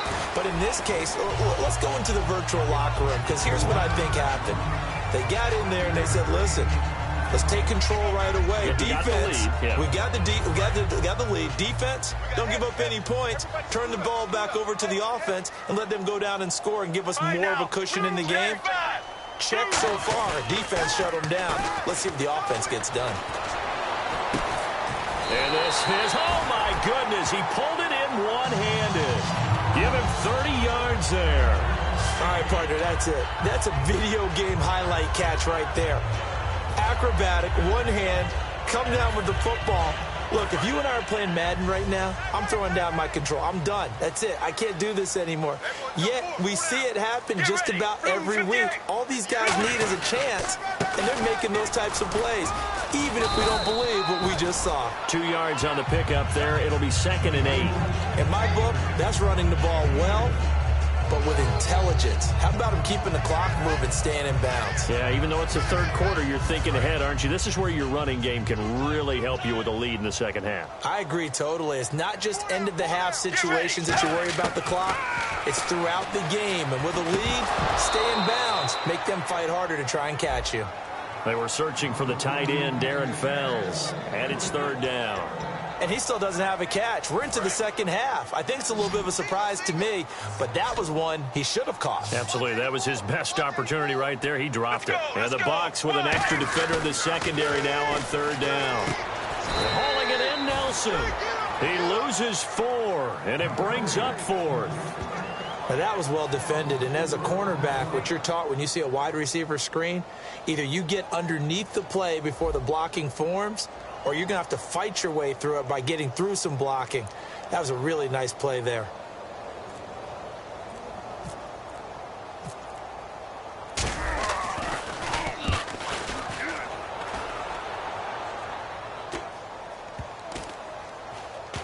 And a great job here. This is going to turn out to be a beauty. This is marked down at about the 3-yard line. And Tampa Bay trots out there now. And with this deficit, you can't have too many more drives like the last drive where you had to punt it away. You know what I would tell my offense right here? The punter doesn't exist, guys. He doesn't even exist. He's not a team anymore. There goes Doug Martin. He's at the 50, the 30, the 20. Touchdown, Tampa Bay. Doug Martin, 97 yards. And the Bucs are able to make this a close game again. And that run massively increased his production in this game, and now he's over 100 yards. And break out your calculator, partner, because his yards per carry went up significantly, right? Big-time jaunt all the way to the end zone. The Bucs ready for the kickoff. And here we go. It's in the air. This will be taken in at the 1. He's building up some momentum, isn't he? And he'll take this across the 25, a couple extra yards, up to the 27-yard line.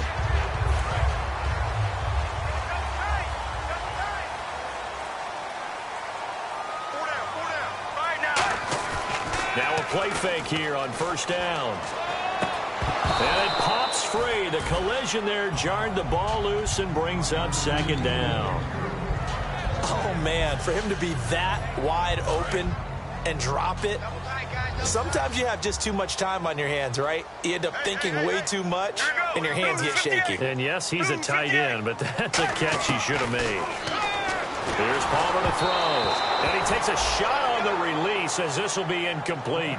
So the numbers have been good in the passing game and certainly a big reason why they have the lead. But now here, 3rd quarter, maybe go to the run game a little more? Yeah, perhaps. I mean, after that incompletion, a little credit to the defense for shutting them down on that play.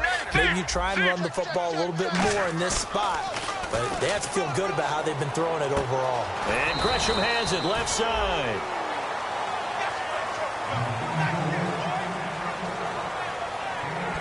We have played 3 quarters. We'll return with more after this break. You're watching the NFL on EA Sports.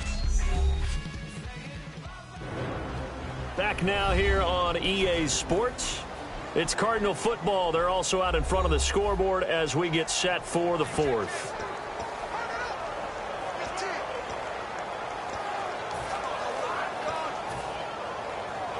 And here's a big one now. Trying to hold this lead. They're going to go for it here on 4th down. The Cardinals will go for it. It's Palmer finding time. Hit as he throws, and this is going to be incomplete. And they're not able to convert on 4th down. So out come the Bucs now. And they hit the home run last drive. 1 play on the ground all the way to the house. Now the defense, maybe they're expecting a run here. Partner, I love your description because when we talk about hitting the home run, we're usually thinking about a passing play, aren't we? Something in the air, deep ball.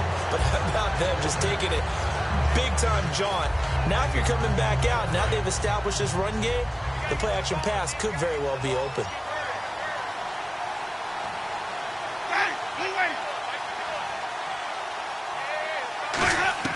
A 2nd down throw for Winston. And he comes back with 1 complete. Personal foul. Face mask. Defense.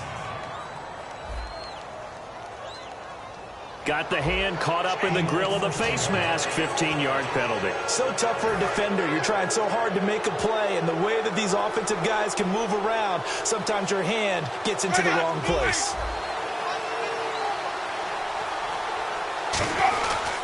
Following the penalty, Martin. And he'll take this one inside the 10, down to the 8. 3 yards on the pickup there, and it'll be 2nd down. Partner, we know today's NFL is really built around the guy throwing the football. But these short runs, they still pay dividends because they can take their toll on a defense, and they can add up as the game goes along. You control the clock, you control the ball, and that way you often control the game. And he just chucked that one out of bounds, out of everyone's reach. Maybe a wise call not to take a sack in this part of the field. It brings up 3rd down.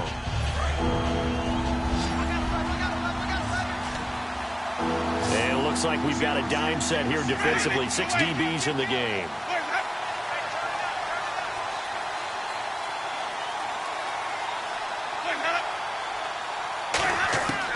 Winston from the gun on 3rd down. This will be caught at about the 6. Good defense holds him to only a yard, and it'll be 4th down. They didn't get the 1st down, but I have to say I do like the call. I like what they were trying to do. Try and hit your receiver on the run and see if he can pick it up. Keep it on his feet, get a little rack yardage. Yeah, but a nice job defensively to get to him and keep him short of the 1st. His pass caught at the 4. The Bucs try it on 4th down, but come up empty. And that will force a turnover on downs. Getting set to go again, here's Carson Palmer heading back onto the field. And the passing game, I mean, look at the numbers. It's fallen off. When a team is struggling, sometimes you look at the quarterback. When the quarterback starts to struggle, who goes over and picks him up? Yeah, that's always a big one, isn't it? Usually, there's a quarterback whisperer somewhere. And what I mean by that is, whether it's an assistant coach, whether it's one of his best friends on the team, someone that can get in his ear, get with him and say, all right, my man, what do you need? What's going on here? There's always one person he can lean on. He's going to have to lean on that guy right now.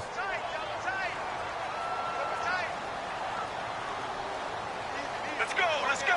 Blue 95. Blue 95. Regular. Play clock winding down. To throw is Palmer. Going right side here, and that's complete. And they're going to get this one up past the 25. 23 yards on the play. I know exactly what's going to be said about that play from the defensive perspective. What's that? That's why I tell all you guys we need more than one tackler to the ball. He broke the first tackle. Luckily enough, there were more people there to get him down. Now a 10th carry for Johnson. Oh, nice move. And he'll be taken down, but not before he gets into enemy territory. A good pickup there, 26 yards.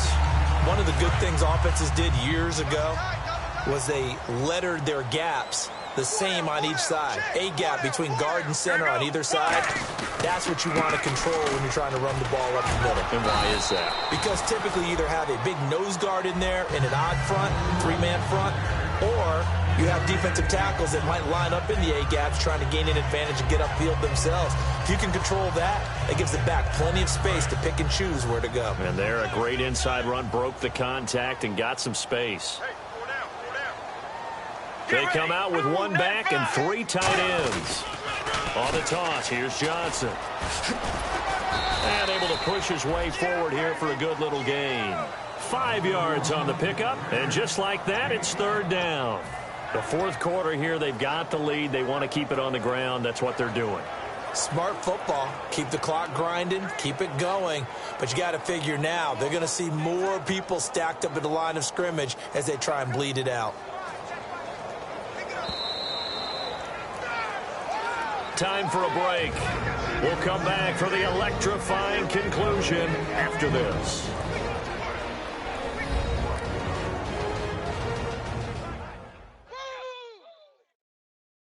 So the Cardinals, they've got here as we get you reset. And let's see what they've come up with offensively after having time to talk it over.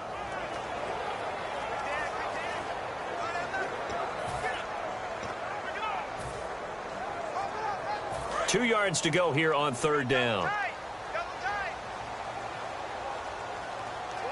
Get ready. Wide 18. Wide 18.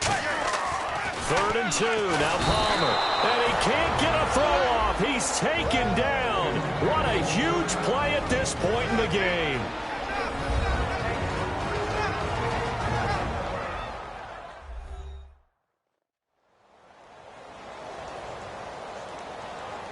The defense, they got a little bit of a breather. Now they're back and set as we resume play. So here we go. The offense is going to stay out there. They're going for it on 4th and 8. Everyone's got 4 down. Again, we'll see the pistol here.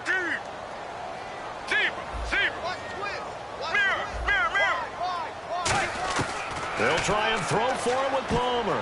And no, it's incomplete. Bruce Arians takes a shot there, but his guys come up empty. And the Buccaneers defense holds, and they get the football back. Now the Buccaneers offense gets ready to head back onto the field. And last time they were very fortunate, this offense. They went for it on 4, turned it over in their own territory, but the other guys held up. They didn't give up any points. So how about the guy with the #1 headset on the sidelines, the head coach? That was planned going into it, not necessarily to not get the first down or to have the defense have to hold it. He trusted his defense. Trusted his defense very much, and I think that that's how he's going to play this game. Go for it, be aggressive, because I've got the wild bunch backing me up over here on my own sideline. Now we'll see what his offense can do. Now after the completion, we're going to get a timeout, an injured player. While the training staff works on him, we'll step aside and be right back.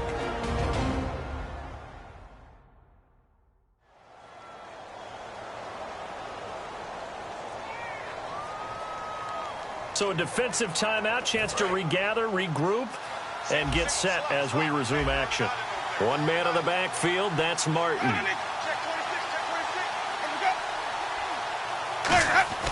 Back to throw. Jackson's got it over the middle. 7 yards, the pickup on the pitch and catch. And quickly, they get to the line.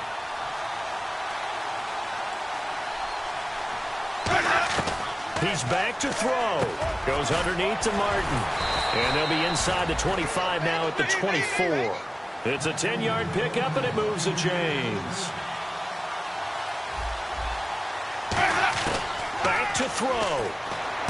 Evans has it left side. And down inside the 15 he goes. A nice pickup there, 10 yards, and it'll move the sticks. And they're going to hurry back to the line now. He'll look to throw. And he just throws this one away. Smart decision here this close to the end zone, and it brings up second down. Well, any caused incompletion is good for a defense. But when you add to it that you get a little hit on the quarterback, knock him to the ground, make him think a little bit, hopefully knock him off his game, especially in a game of this magnitude, this tight in the fourth quarter. Got to feel pretty good as a defense. 8 yards on the completion, but now they face third down. Trying to keep the drive going here. This is play number 7 on 3rd and 2. And they're going to speed things up here. They'll look to throw. And probably the wise decision there. No one open. He just throws it away. And that keeps the field goal on the table as it's 4th down. Down 7, and they've got to go for it here on 4th down. One receiver to the left is Evans. Desperation time. Winston on 4th down. Boy, it looked like he had it and dropped it. And that should just about put this one in the win column for the Cardinals. And he'll have a tough time living that one down. It's one thing, Charles, to drop a pass. It's quite another to drop it on 4th down. And so many teams work on that in terms of locking in on those key downs. You know, you and I have both been to practices where we've seen, hey, 3rd down situation, big 3rd down alert, lock in here. 4th down play, make sure you're focused. And the Buccaneers go ahead and take another timeout. That'll leave them with just 1 remaining in this 4th quarter of play.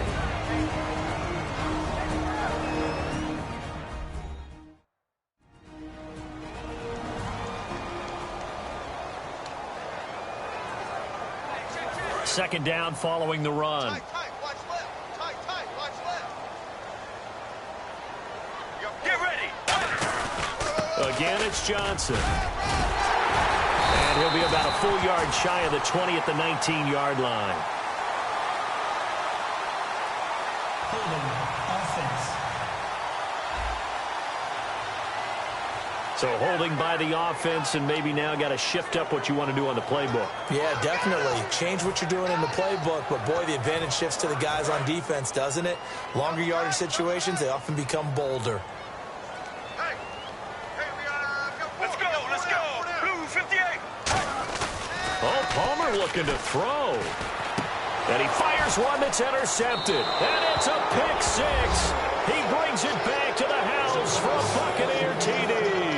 And on that one, with 6 defensive backs, did he need to be more careful throwing the football? I mean, I guess obviously in hindsight he did, but... Yeah, hindsight, but even in foresight, when you got 6 defensive backs on the field, you just know you're going to get multiple coverages.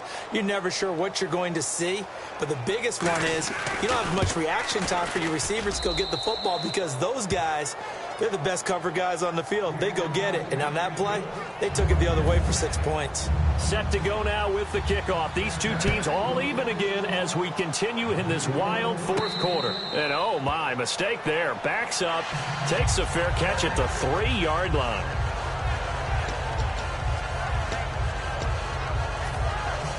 And not great starting field position here for the offense. Let's go. Mirror. Here's Palmer. He's going to air one out. And this is going to be intercepted. Picked off by the first-rounder, Vernon Hargraves. And his guys are going to take over at the 39-yard line. So how about that for a momentum switch? And now the Cardinals going to use another timeout. And as the two teams talk it over on their respective sidelines, we take a break.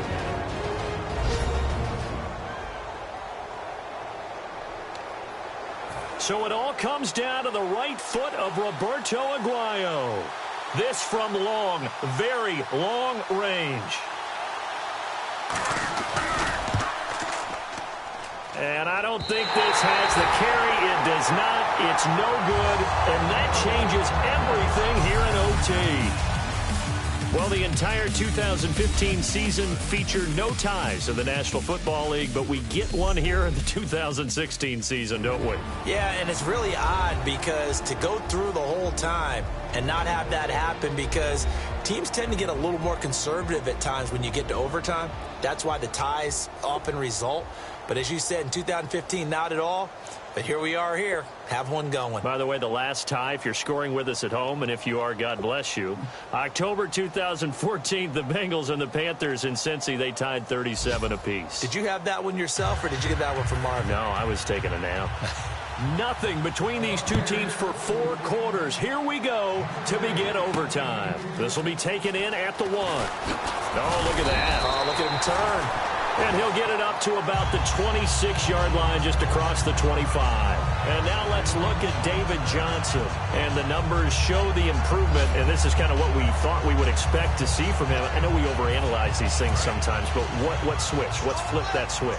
Sometimes I think when you're as great as he is, you just kind of roll out each game and expect good things to happen. And that's not always the case. Those guys on the other side of the ball, they're the NFL 2 for a reason. So maybe at halftime he gets a chance to regroup, kind of get it back together, get a little extra resolve, and now he's putting it into practice. Partner, it's a lot of fun watching the NFL now, isn't it? Because when the big fella runs routes, it used to be when we were kids, he'd run about 3 different routes, and that was it. Now he can run anything and catch the balls we just saw there. Off the play fake. Here's Palmer. And Gresham has it left side. And they get him down, but not before he takes it across the 40-yard line. They're going to hurry back to the line now. They pitch it out to Johnson. A loss of a full 3 yards, and now it's 2nd down. One of the toughest things for an offensive lineman to learn is the ability to get in space and hit people who are moving targets. And linebackers are not easy ones to hit because they know how to move, juke, and make you miss. And that's exactly what he did on that play. A nice play for the defense. In the middle of the field, he's got Nelson. And he's taken down, but not before he gets this into enemy territory across the 40. Quarterbacks love slant routes because the receivers are breaking right into their line of vision. And receivers love them as well because they're getting the ball on the move and able to catch it and try and get upfield and gain additional yardage.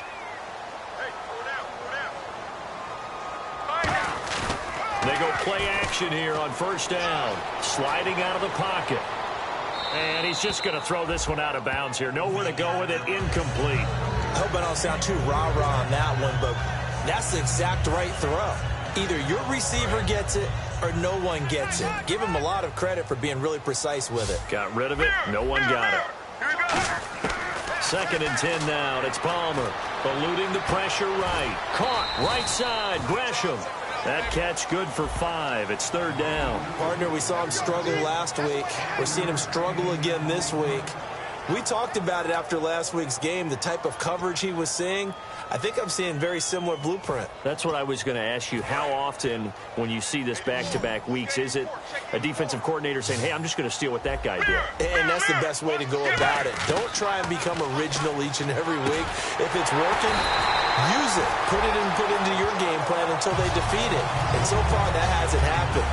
Excellent coverage, knocking him off his timing. He can't get into his routes the way he wants to. And so far, the defense is winning.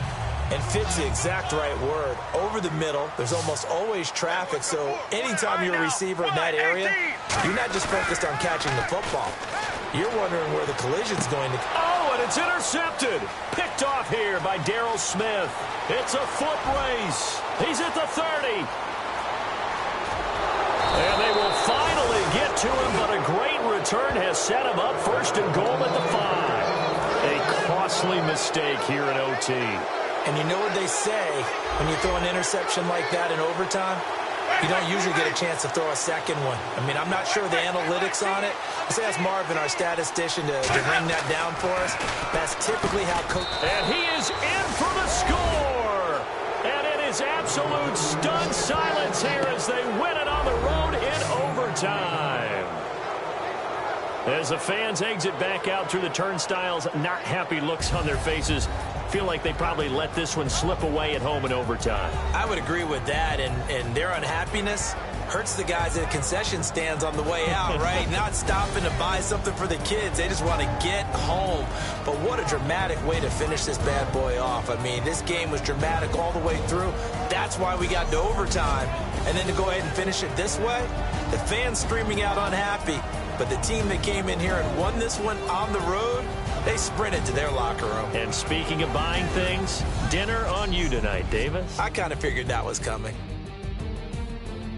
So for the Bucs, they did what they needed to do. They split their first 2 road games of the year. And they'll return home next week to take on the L.A. Rams. Meanwhile, for the Cardinals, they'll drop to 0-2. And they'll try to get back on track next week as they head up to Orchard Park to take on the Buffalo Bills. So for Charles Day.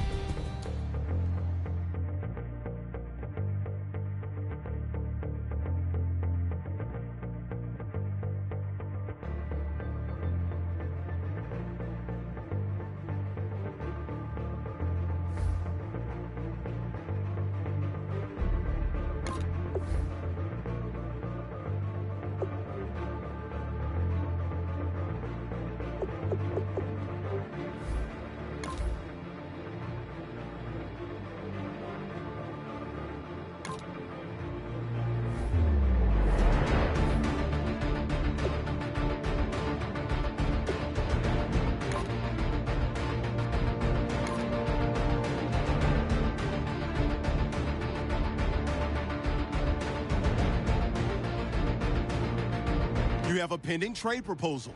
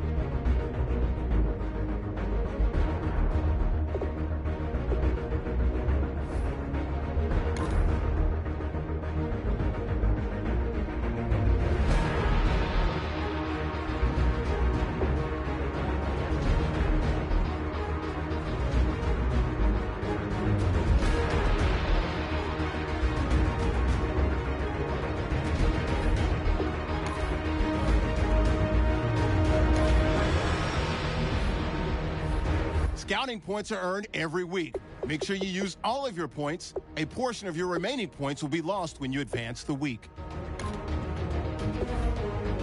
Here are all the players that will appear in the upcoming draft. Select a player to learn more.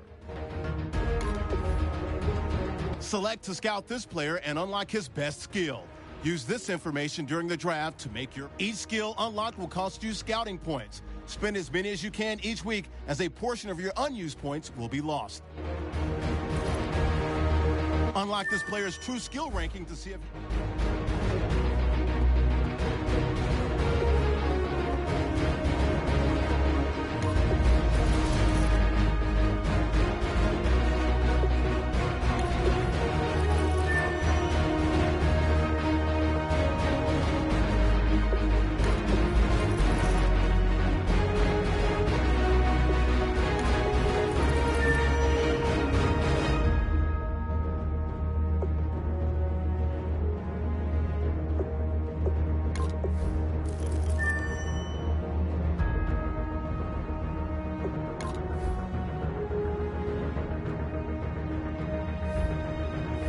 Players have contracts that are about to expire. Re-sign them so you don't lose them to free agency.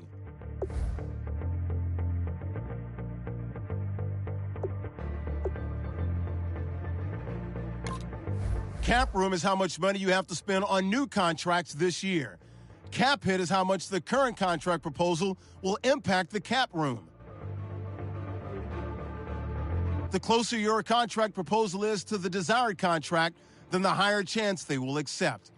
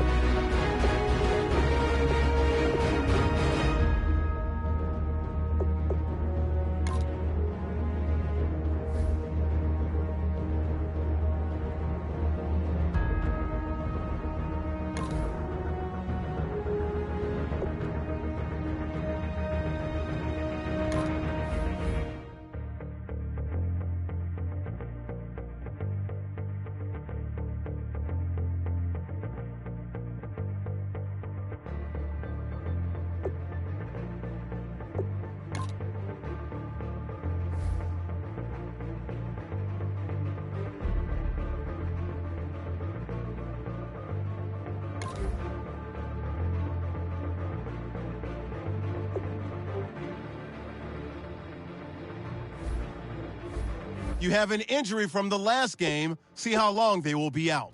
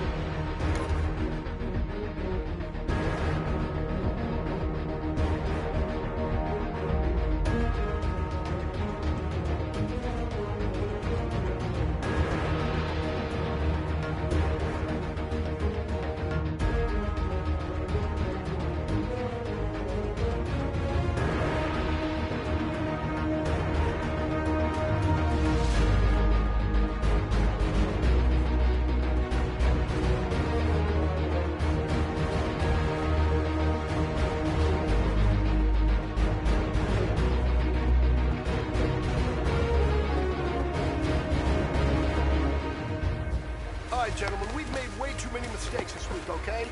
Football's a simple game, but you keep making these silly mistakes, we're not gonna win. So let's get out there and let's have a good practice, huh? Get ready! Blue 58! Blue 58!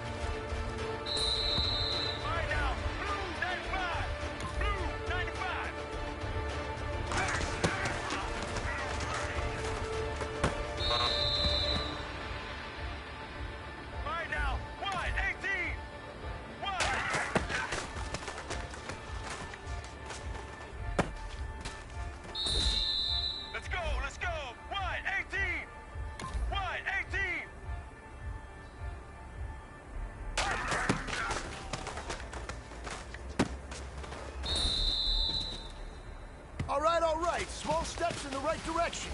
That's what we've been talking about. And you know what? Today you took a lot of those small steps. I'm proud of you. Keep it up.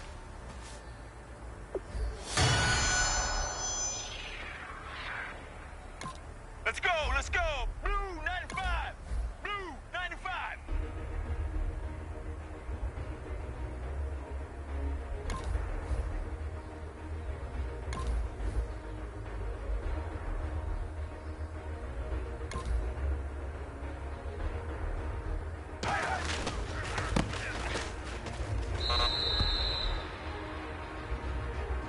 Let's go, let's go! Blue 95! Blue 95! Let's go, let's go! Blue 95! Blue 95!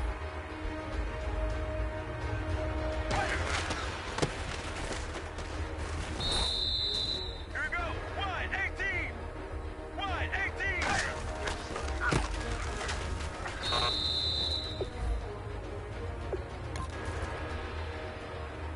Get ready! Wide 18! Wide 18!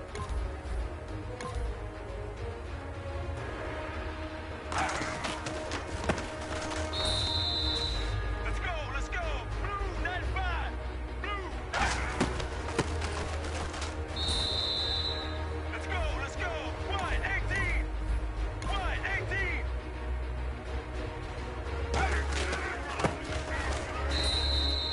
Get ready! Wide 18! Wide 18!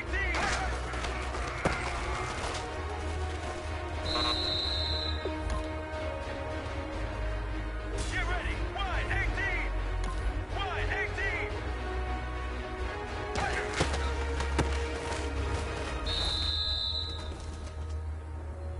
Get ready! Blue 58! Blue 58!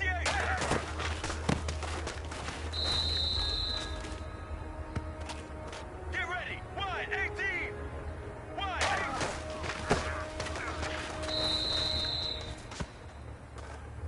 All right now, blue 58! Blue 58!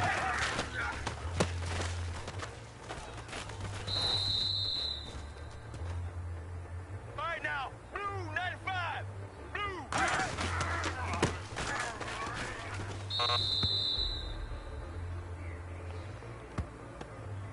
Get ready! Wide 18! Wide 18!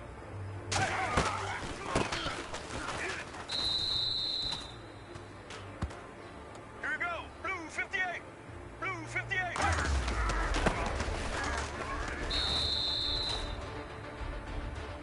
Let's go! Let's go! Blue 58! Blue 58!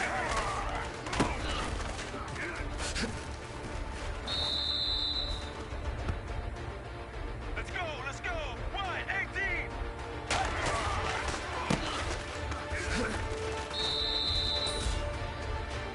Here we go! Blue 58! Blue 58!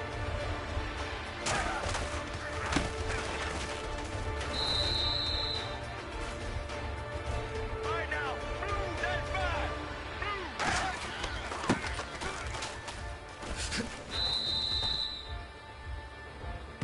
All right now, blue 95! Blue!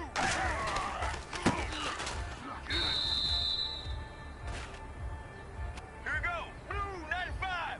Blue!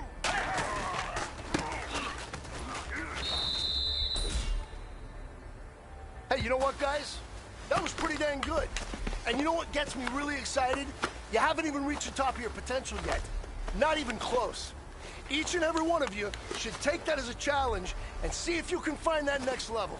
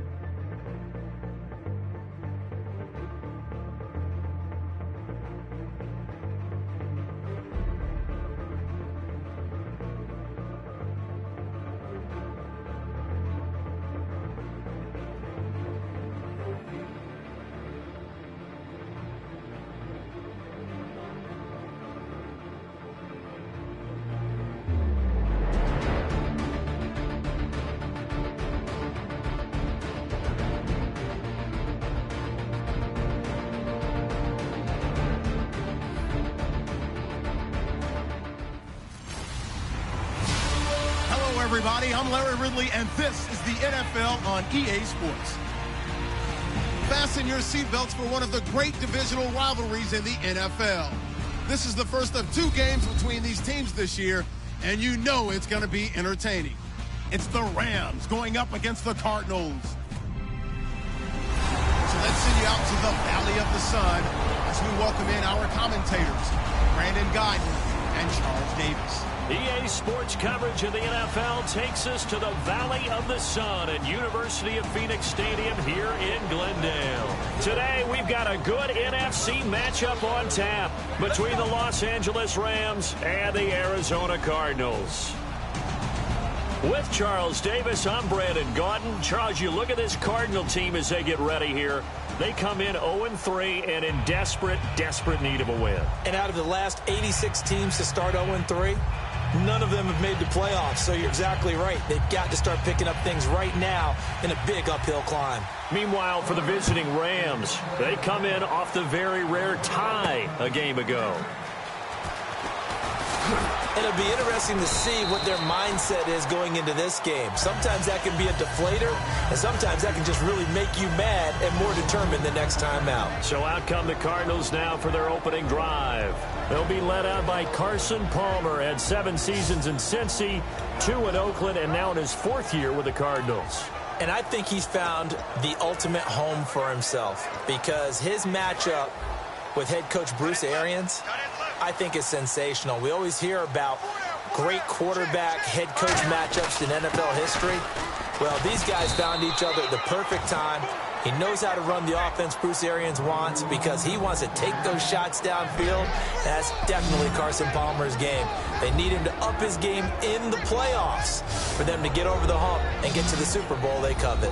And when this offense is clicking on all cylinders, the running back is in sync as well. The focal point. Runs, catches, blocks, sets the tone for the offense.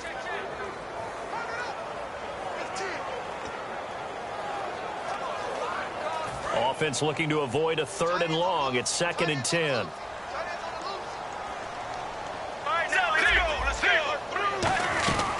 They go to Johnson again. And some space here.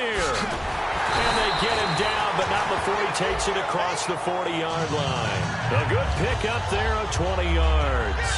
Well, partner, I have to say they called him in the right defense there. Nickel set, 5th defensive back on the field, and they love to run against that because now you typically get a bigger blocker on a smaller defender. Yeah, because those DBs like you, they want the interception. They're not as worried about the running play, right? Not at all. I still remember being in school, and one of my offensive line teammates used to say, boy, I'd love to come downfield and hit you little people. Good run there. That's a good-looking play to me.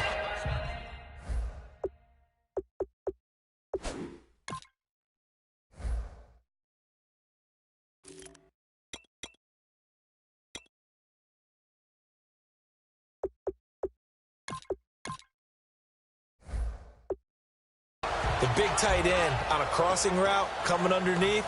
Sometimes he can gain some serious momentum going forward, can he? Yeah, he can indeed, and pretty well executed there. All right now, blue 58. Blue 58. Mirror. On 2nd down, Palmer.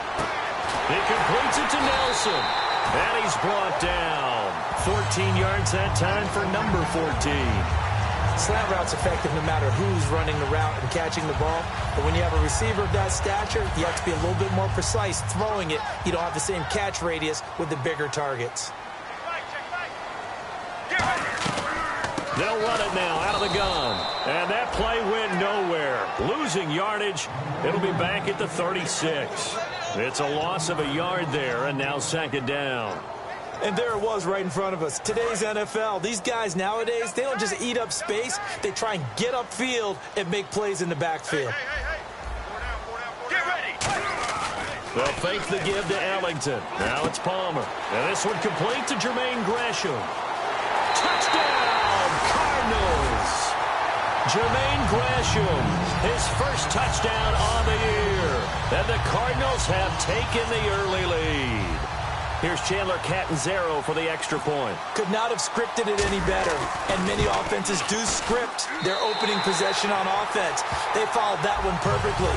Took the ball right downfield and scored, giving energy not just to the offensive unit, but to their team overall. Now Catanzaro after the touchdown to kick it away. That'll be taken in the end zone. And he'll elect not to return this one, so they'll bring it out to the 25 on the touchback. So out come the Rams now for their first possession. They're led onto the field by their quarterback, the former Houston Cougar, Case Keenum. Case Keenum won't overwhelm you with his athleticism, won't wow you with his arm, but somehow, when he's on the field and he's in charge, the ball gets moved by his offensive teammates.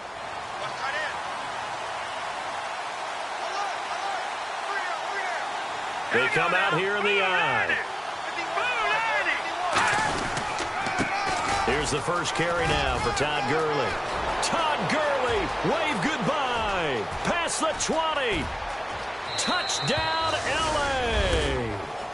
Todd Gurley, his second touchdown on the season. And the Rams are an extra point away from tying up this football game. They blitzed defensively there, but he was able to slip through that first layer, and then he was gone. I think they won the leverage game, didn't they? Yes. Right? They saw the blitz coming. That got to him a little bit, but they leveraged it perfectly and found not just a crease, a gigantic hole. And off he goes, and he's still going all the way to the end zone. This is fielded a couple yards deep. And he'll wind up about 4 yards shy of where he would have been if he had taken a knee, as they'll start at the 21-yard line. Here's the Arizona offense now as they get set to take over. Good drive last time. Really effective passing the football. Do you maybe mix it up, now go to the ground game and surprise the defense a little bit? I would anticipate the defense making some changes, but I wouldn't necessarily just absolutely go in the opposite direction. They're doing so well throwing the ball. Yeah, why I wouldn't change it up until they showed me a reason to do so. The defense here for the Rams. Mark Barron entered the league as a safety, but really plays much more like a linebacker. One thing we always notice at the end of every game, his stat sheet is full.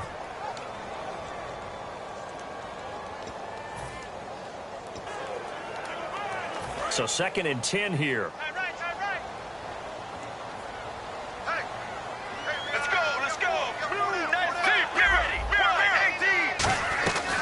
They'll run it now out of the gun. And he stopped immediately there. Calling no gain on the run there, and now they'll be looking at a 3rd down. The Rams go nickel here defensively on 3rd.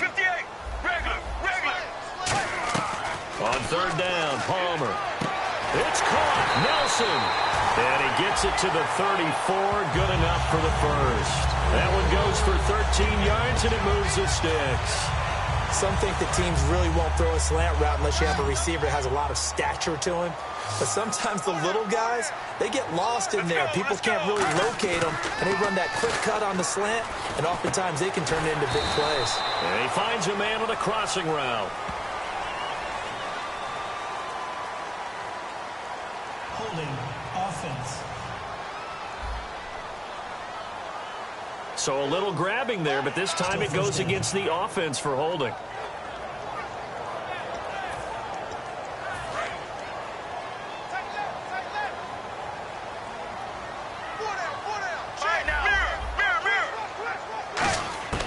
From the shotgun, it's Palmer. Caught by Nelson left side. And he'll get up to the 43-yard line. 19 yards to pick up there. Never make the mistake that the slot receivers, especially the little guys like we're watching here, are just quicker than fast. A lot of them combine quickness and speed, and they catch a lot of footballs, as we just saw there. Completed pass play. Now let's see if they go back to the air or to the ground. They come out here in the eye. On the ground with a tight end. And he'll get it down to the 47 here. Give him 10 yards on that one, and that'll earn him a fresh set of downs.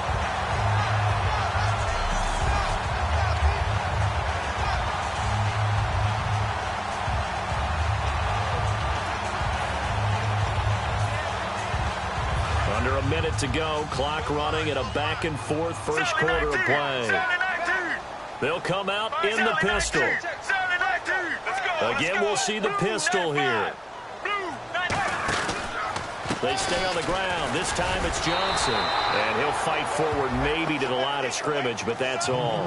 Credit him with a 1-yard gain there to make it 2nd and 9. On 2nd down, here's Palmer. And this is caught by Fells, right side. And he'll get it inside the 40 to the 39. The reception good for 7. It's 3rd down. And coaches always harp on the quarterback reading the defense and getting it to the open man. That's good recognition there. And how about what he did after the catch? Yeah, hit your tight end, let him get some rack. Yeah, when he gets moving, not many guys want to come over and put a hit on him, do they?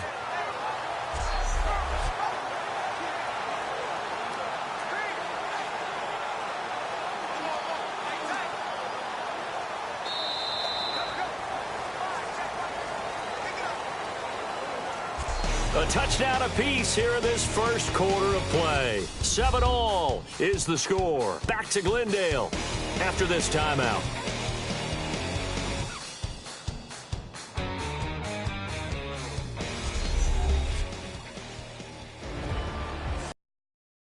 Second quarter, Brandon Gaudin, Charles Davis. It's the Cardinals in possession of the football, and they're driving, but they come up on a 3rd and short here. Trying to keep the drive going here. This is play number 7 on 3rd and 2. Here we go. 3rd and 2. Now Palmer. And he's got Gresham. It'll be a 2-yard gain, and that'll bring up 4th down. Well, it wasn't a big strike, but that completion put them in really great range. What do we have now, 4th and inches? Yeah, it's not more than a half a foot. You know what I would do here? You would always go for it. I'm one of those guys. Field goal would have been a decent length at 55 yards. They keep the kicking unit on the sideline. They're going for it. Call it a gain of 3, and they're able to convert here on 4th and inches. Well, this season's going nowhere. No reason not to go for it. And it's a rare success for them as they keep the drive alive. So they pick up the first down after the run, and now they approach for the fresh set. They come out with 1 back and 3 tight ends. Quite hold it. Got hit. Ball pops out. Incomplete.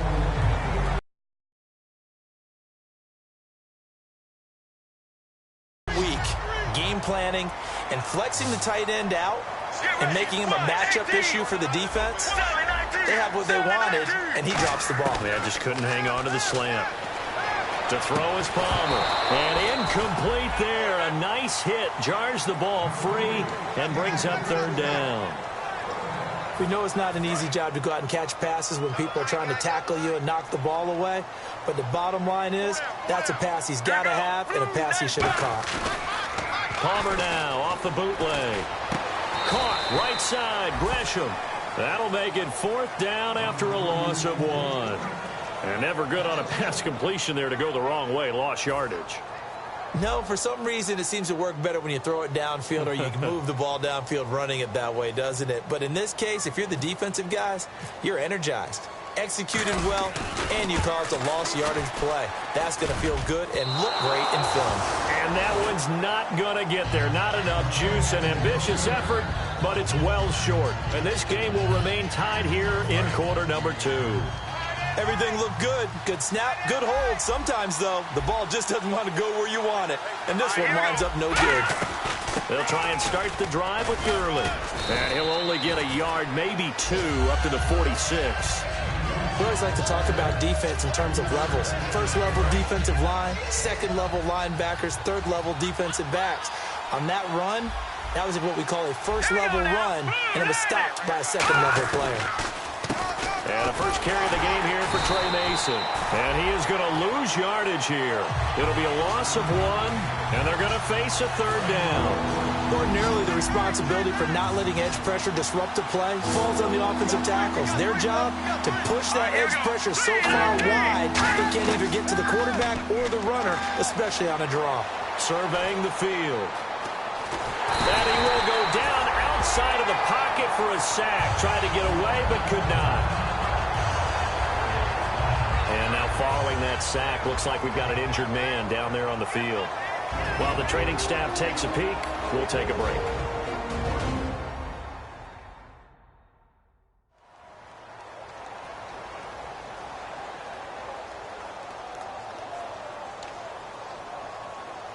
So on now is the All-Pro punter from 2015 out of Oregon State, Johnny Hecker, to kick it away. The Pro Bowler Patrick Peterson back deep for Arizona.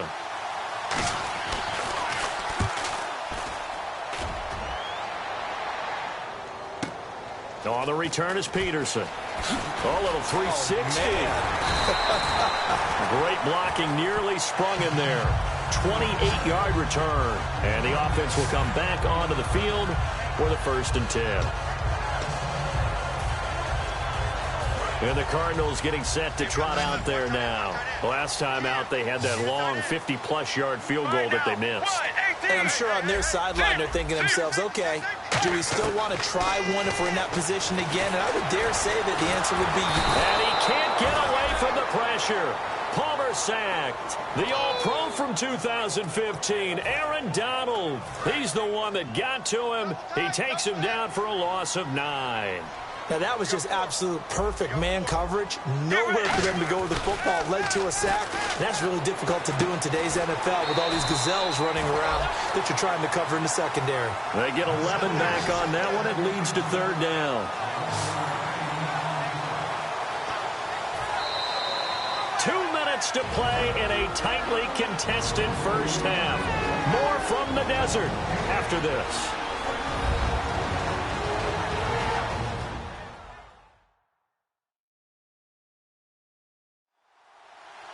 Back now, as I search for my cue card here, there we go. Coming up at halftime, Larry Ridley will join us from Orlando. He'll have highlights and analysis from our first half of play.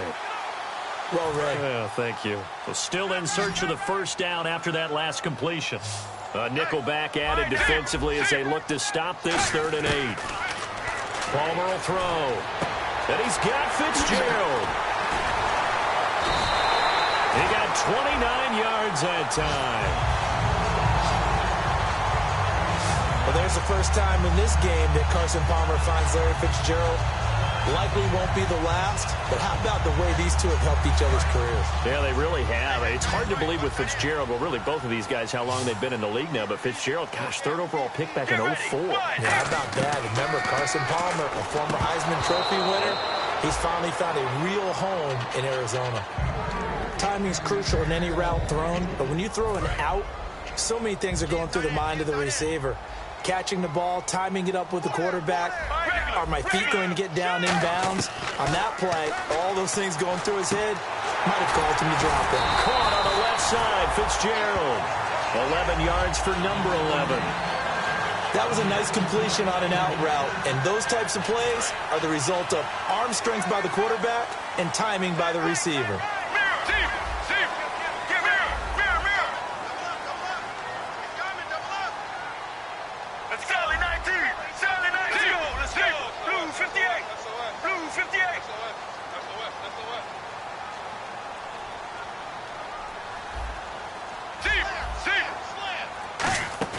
Now a play fake here on 1st down. And it pops free. The collision there jarred the ball loose and brings up 2nd down.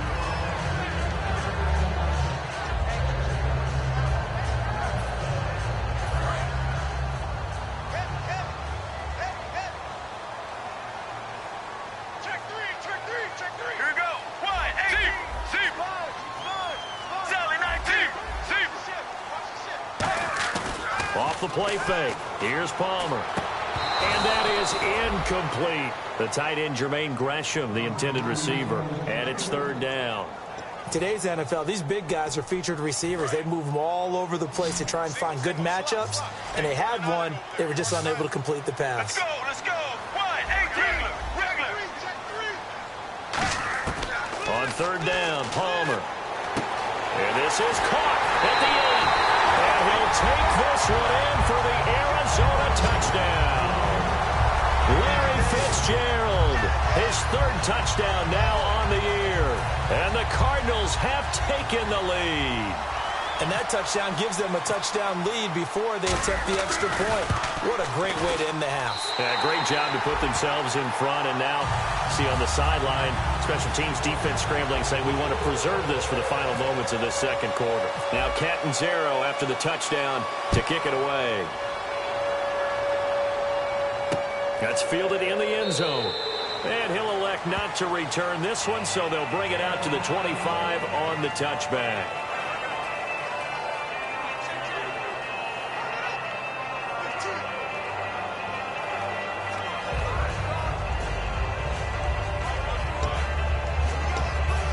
And now out on the field, here comes Los Angeles. And what do you think goes on here in this situation? If you got the football, you're trailing, you're back in your own territory with just a little time. Do you try something?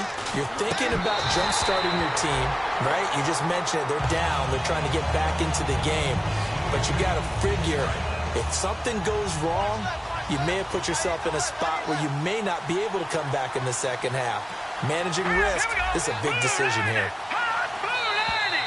Now whistles and a flag down. I think one of the Rams linemen might have moved. False start, offense.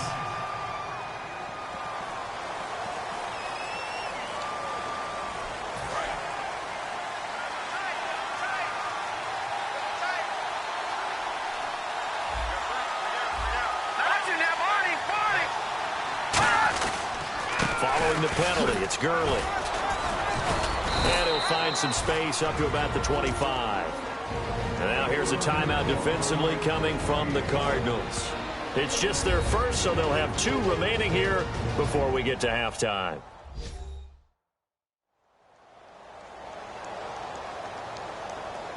And now following that timeout, the defense back out onto the field. And this defense looks for one more stop here on third after the run.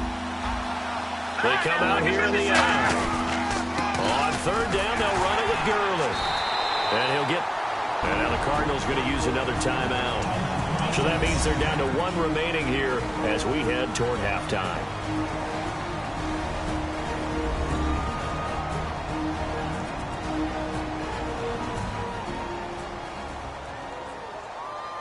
So the defense had a chance to catch their breath, and now they're back out and ready.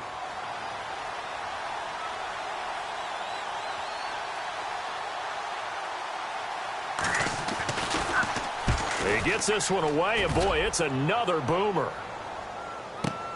This will be taken at the 10. Very good return that time. 18 yards. And possession will change here with very little time remaining until halftime.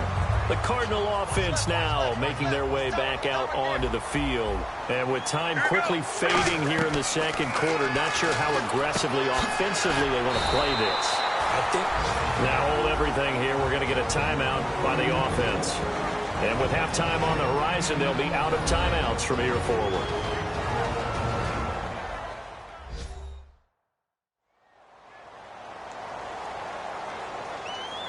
So the offensive unit called the TO, and now we are ready to resume play.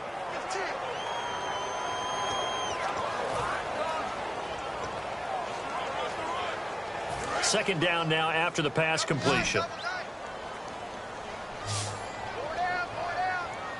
Here we go. Blue 95.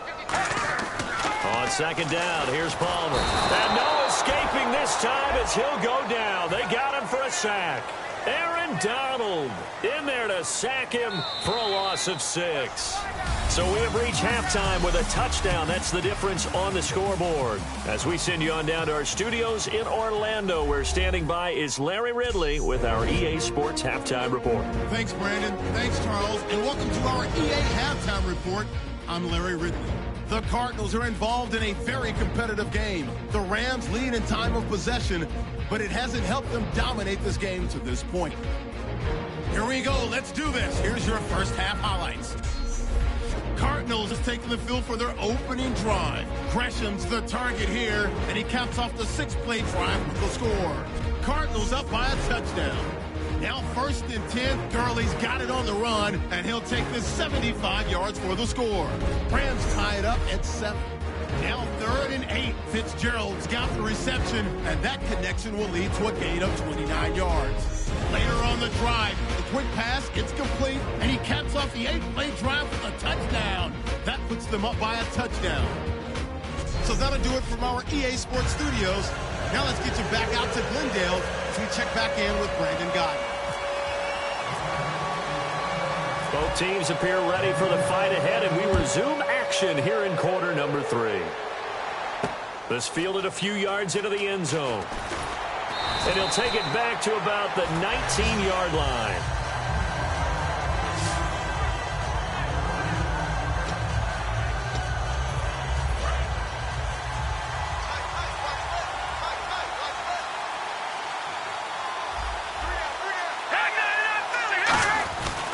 The third quarter starts with a run by Gurley. And he is going to lose yardage here. A loss of a full 3 yards, and now it's second down. The evaluation process in today's NFL does not take into account as much bulk as it does speed, and that's what we're seeing with the linebacker position. Those guys that can run, they can play at any spot because they can make plays on the opposite side of the line of scrimmage. Here's Goff now on second down. The Cards get to him here. He's brought down for a sack. Robert Kindici in there to get him for a loss of 5. Okay, you know my bias is about to come out here. A lot of people think that the offense is just moving in the wrong direction. I'd say they're moving in the right direction because the defense is pushing them back. Former defensive guy. Now, as a quarterback, third and long, you really got to rally the troops here, don't you? Yeah, you do in a big way. And what else do you have to look out for?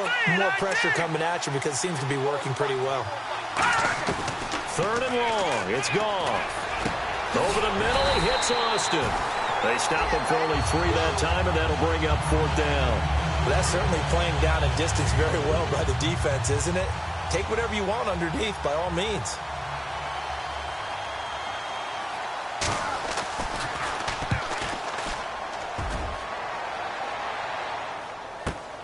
Fielded just inside the 30. Slips past him. Where'd he go?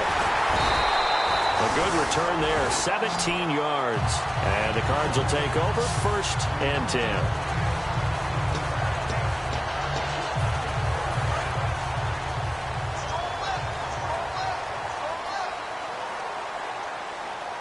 Here we go. Blue 58. Blue 58.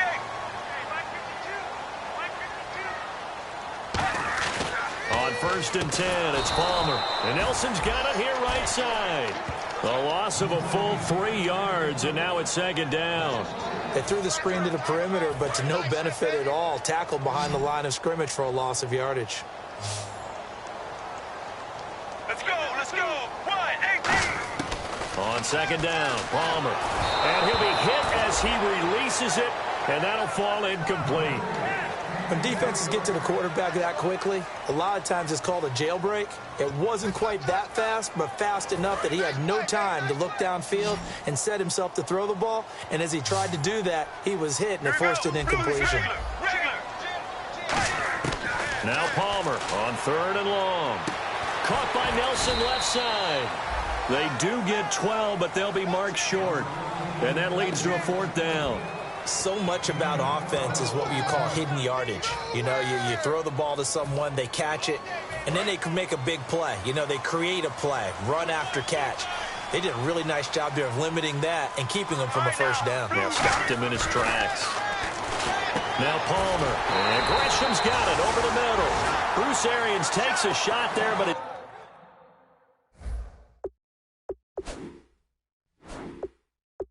Guys come up empty, and the Rams are going to take possession of the turnover on downs. And the coach has decided to challenge this play. He has tossed down the red flag.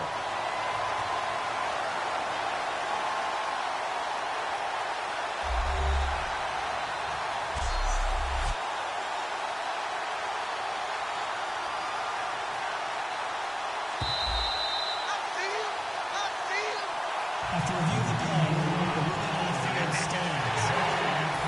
Well, he challenged the play. It did not pay off.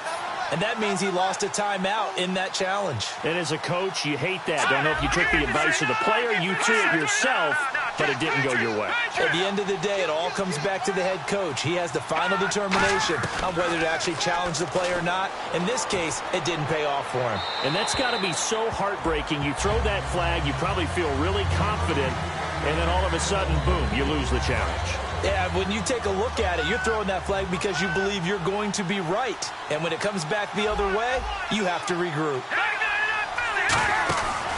Now on second down, this is Gurley. And he's got room.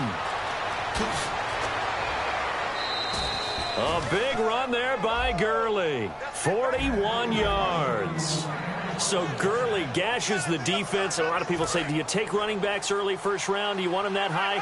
Surely you're happy you took Todd Gurley that early. Without a doubt, Dr. Seuss. I love the way that got done by you. But even better, it's fun to watch Todd Gurley run the football. He is electrifying. I want you to know that I did not mean to do that, by the way. That's going to go as a loss of 2, and it'll be second down. It's already 2nd and 12. The defense hoping to push them back more. So while the offense has had a big day, no one on that side of the ball is excited about seeing a loss like that.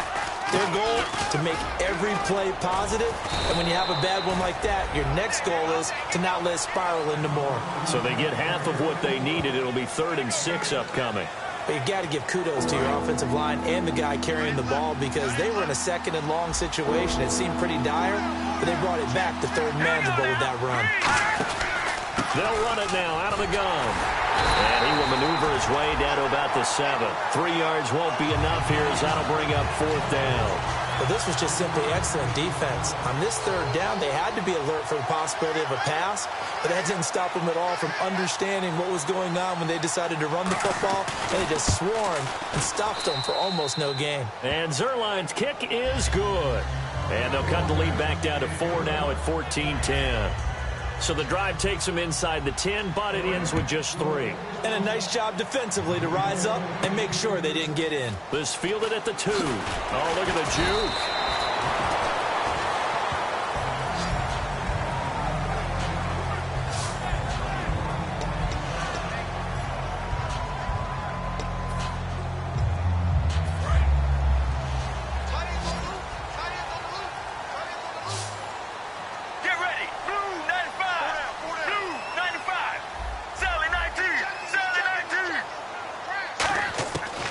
First down, it's Palmer. In the middle of the field, he's got Nelson. Give him 9 there on the first down completion. In today's football, where receivers break tackles, make people miss, get upfield for the extra yardage, when you see a play like that where it's caught and he's dropped on the spot, that's a big-time play by the defense.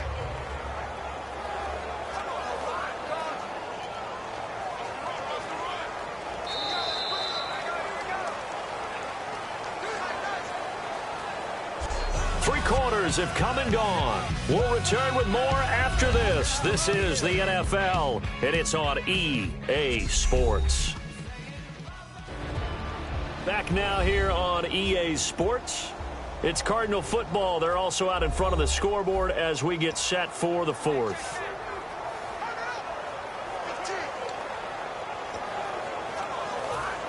Just 1 yard to go here on 2nd down. They come out here in the eye. He could muster only a yard there, and they'll be left with a 3rd and very short. And in this situation with a lead 4th quarter, they're liking keeping the ball on the ground, I'm sure. That's just smart football, but you know the defense has to know it as well. They've got to stop them here. So now we're going to see that loading the box in a big way. 6, 7, 8, 9, whatever it's going to take, puts a little bit more pressure on your big offensive line. There may have been a little bit of an element of surprise there. 3rd and inches, and they go quarterback sneak. I still feel like this is a play that often is reserved for 4th down. Here we go. Wide, 18. Sally 19. Sally 19. This time, Palmer will throw. Oh, incomplete. A turnover would have really helped there. Almost intercepted. Instead, it's just 2nd down. He's lucky to be getting that one back. After what they've done with him all day long with all the targets trying to go after him, he's obviously gotten smart, and his pride has kicked in. Made a terrific play. 2nd and 10. It's Palmer again. Caught on the left side, Fitzgerald. And he takes this one all the way across midfield into enemy territory down to the 40-yard line. Remember how much we enjoyed watching him last week? It's the same thing this week. Look at those numbers. I'd hate to be a defender right now because no matter what they're throwing at him in terms of coverages, he's finding ways to defeat it. And even when he's covered, he's not covered. Hey, what is he doing? What's that term they use? He's uncovering and making big catches. Really fun to watch. On on 1st and 10. It's Palmer. He completes it to Nelson. And brought down, but not before they're inside the 25. They'll get 16 yards there. And the Cards are going to have a 1st down. And here comes play number 6 on this drive. They'll run it now out of the gun. And down inside the 15 he goes. It'll go as a gain of 10 there. And it'll give the Cardinals a 1st down.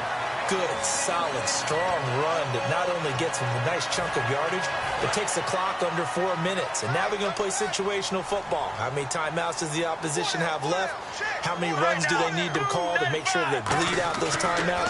But even more importantly, mentally right now, they hold the advantage. They probably have them at the verge of breaking. And what they want to do is finish them off. Give him 7 on the play, and it'll bring up a 2nd down. I'm going to show my age here a little bit. We used to talk about running backs catching the ball as safety valves. Nowadays, they're a big part of the passing offense. Quit acting like you're so old. You're only 65. Now Johnson, and he is swallowed up right at the line of scrimmage.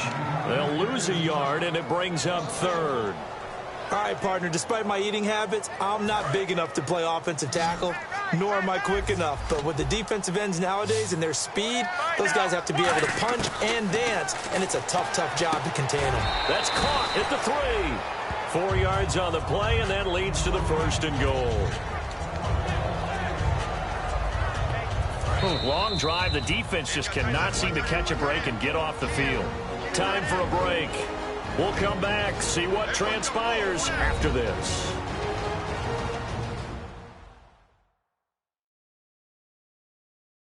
So the Cardinals, they've got the football here as we get you reset. They've got it 1st and goal as they search for what could be a game-sealing touchdown.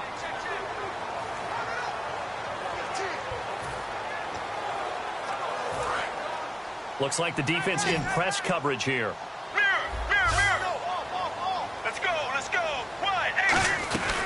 They'll run it with Johnson. And now the Rams are going to halt things as they want a timeout. It's just their first. They've got 2 more to use here in the final stages.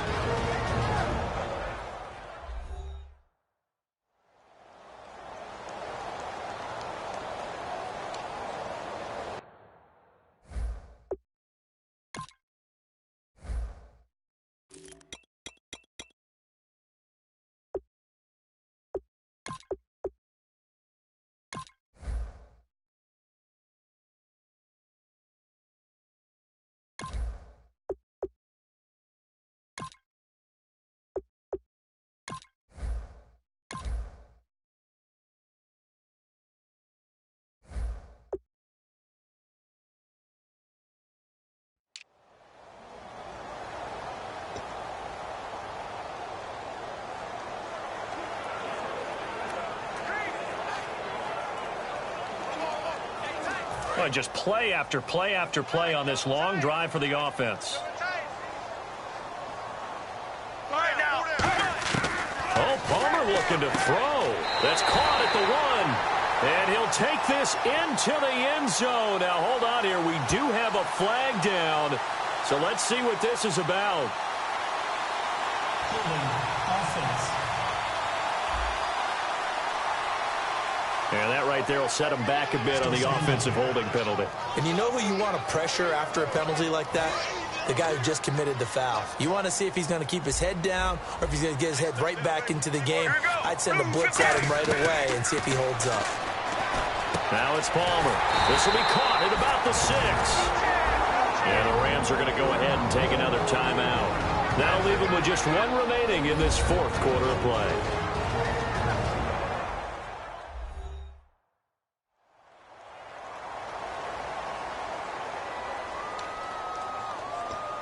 And this seemingly endless drive continues.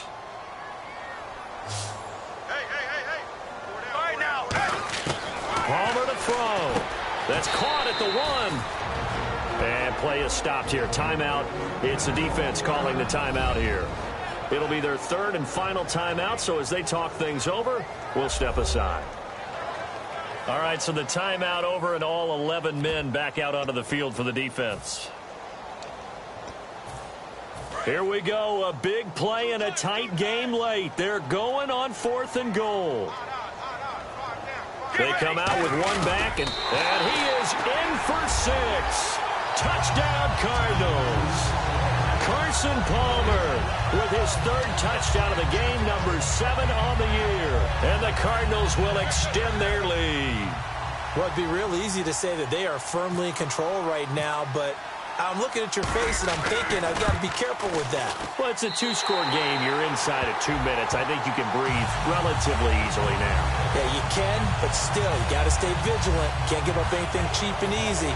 That could put you in some jeopardy. That one was an extended drive. 14 plays all told. And it was capped off by the quarterback sneak for 6. That's fielded in the end zone.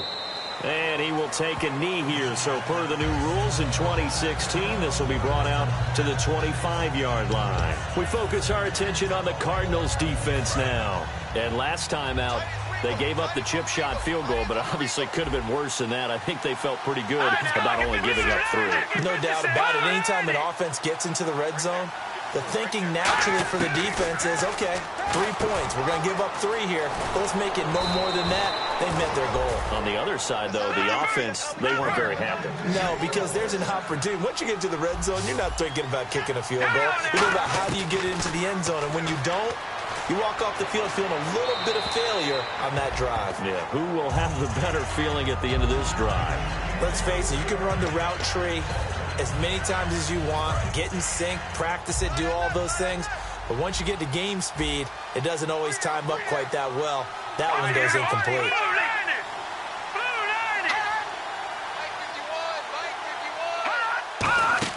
2nd and 10, Goff again. And he's going to be taken down. Goff is sacked. Personal foul. Face mask. Defense. And the dreaded face mask penalty, that's going to cost him 15 yards. And it's such a dangerous play. Body going one way, and then your head gets yanked back the other. 15 yards is the right call.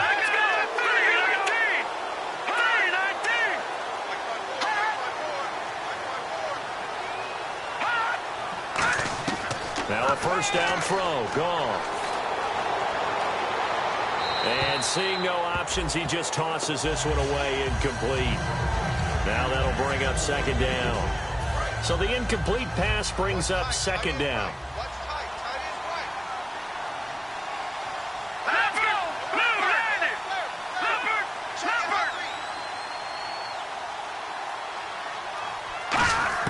Back to the air, Goff on 2nd down. And he'll lay out and pull it in. What a diving catch there.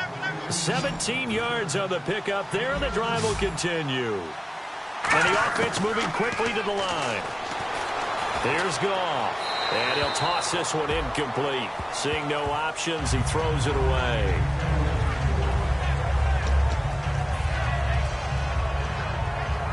Second down now after the incompletion.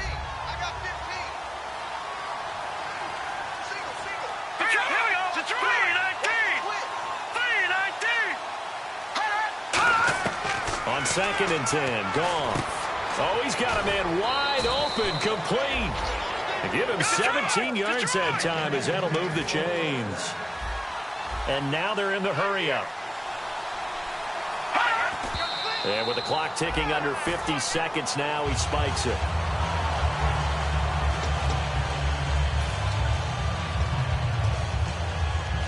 Offense walks to the line for play number 7 of the drive.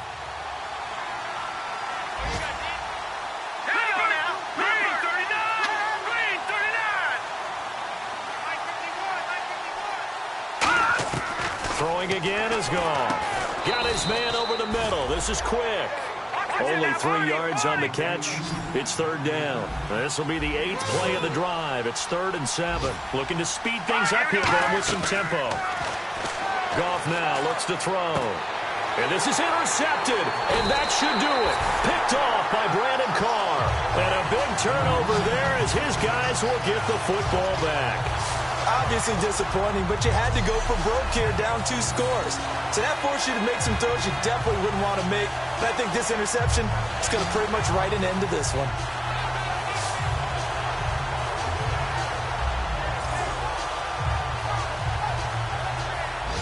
So out now come the Cardinals. The clock cannot be stopped here. Defense can't do anything. So kneel it down, take it home. No doubt about it. It's what you practice for in winning situations each and every week. Victory formation. Take a knee and go on into the locker room and celebrate. Call it a victory.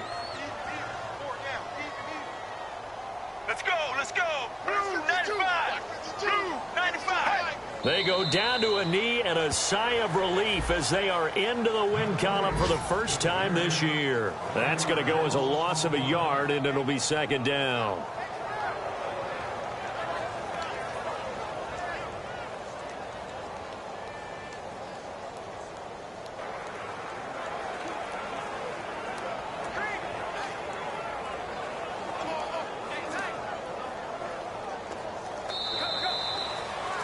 And, Charles, I think when the schedule comes out, all teams, no matter where they're predicted to finish, talk about protecting your home turf. They were able to do that here in this one. Similar to a tennis match, right? Not letting them break your serve. That way you hold on to it. They got it done, and they feel very good about that victory. So for the Cards, it took a few weeks, but they finally get their first one of the season here in Week 4. And they will hit the road next week for a date with the San Francisco 49ers. Meanwhile, for Los Angeles, they fall to defeat for the second time this season. And they will get a home date next week as they will take on the Buffalo Bills.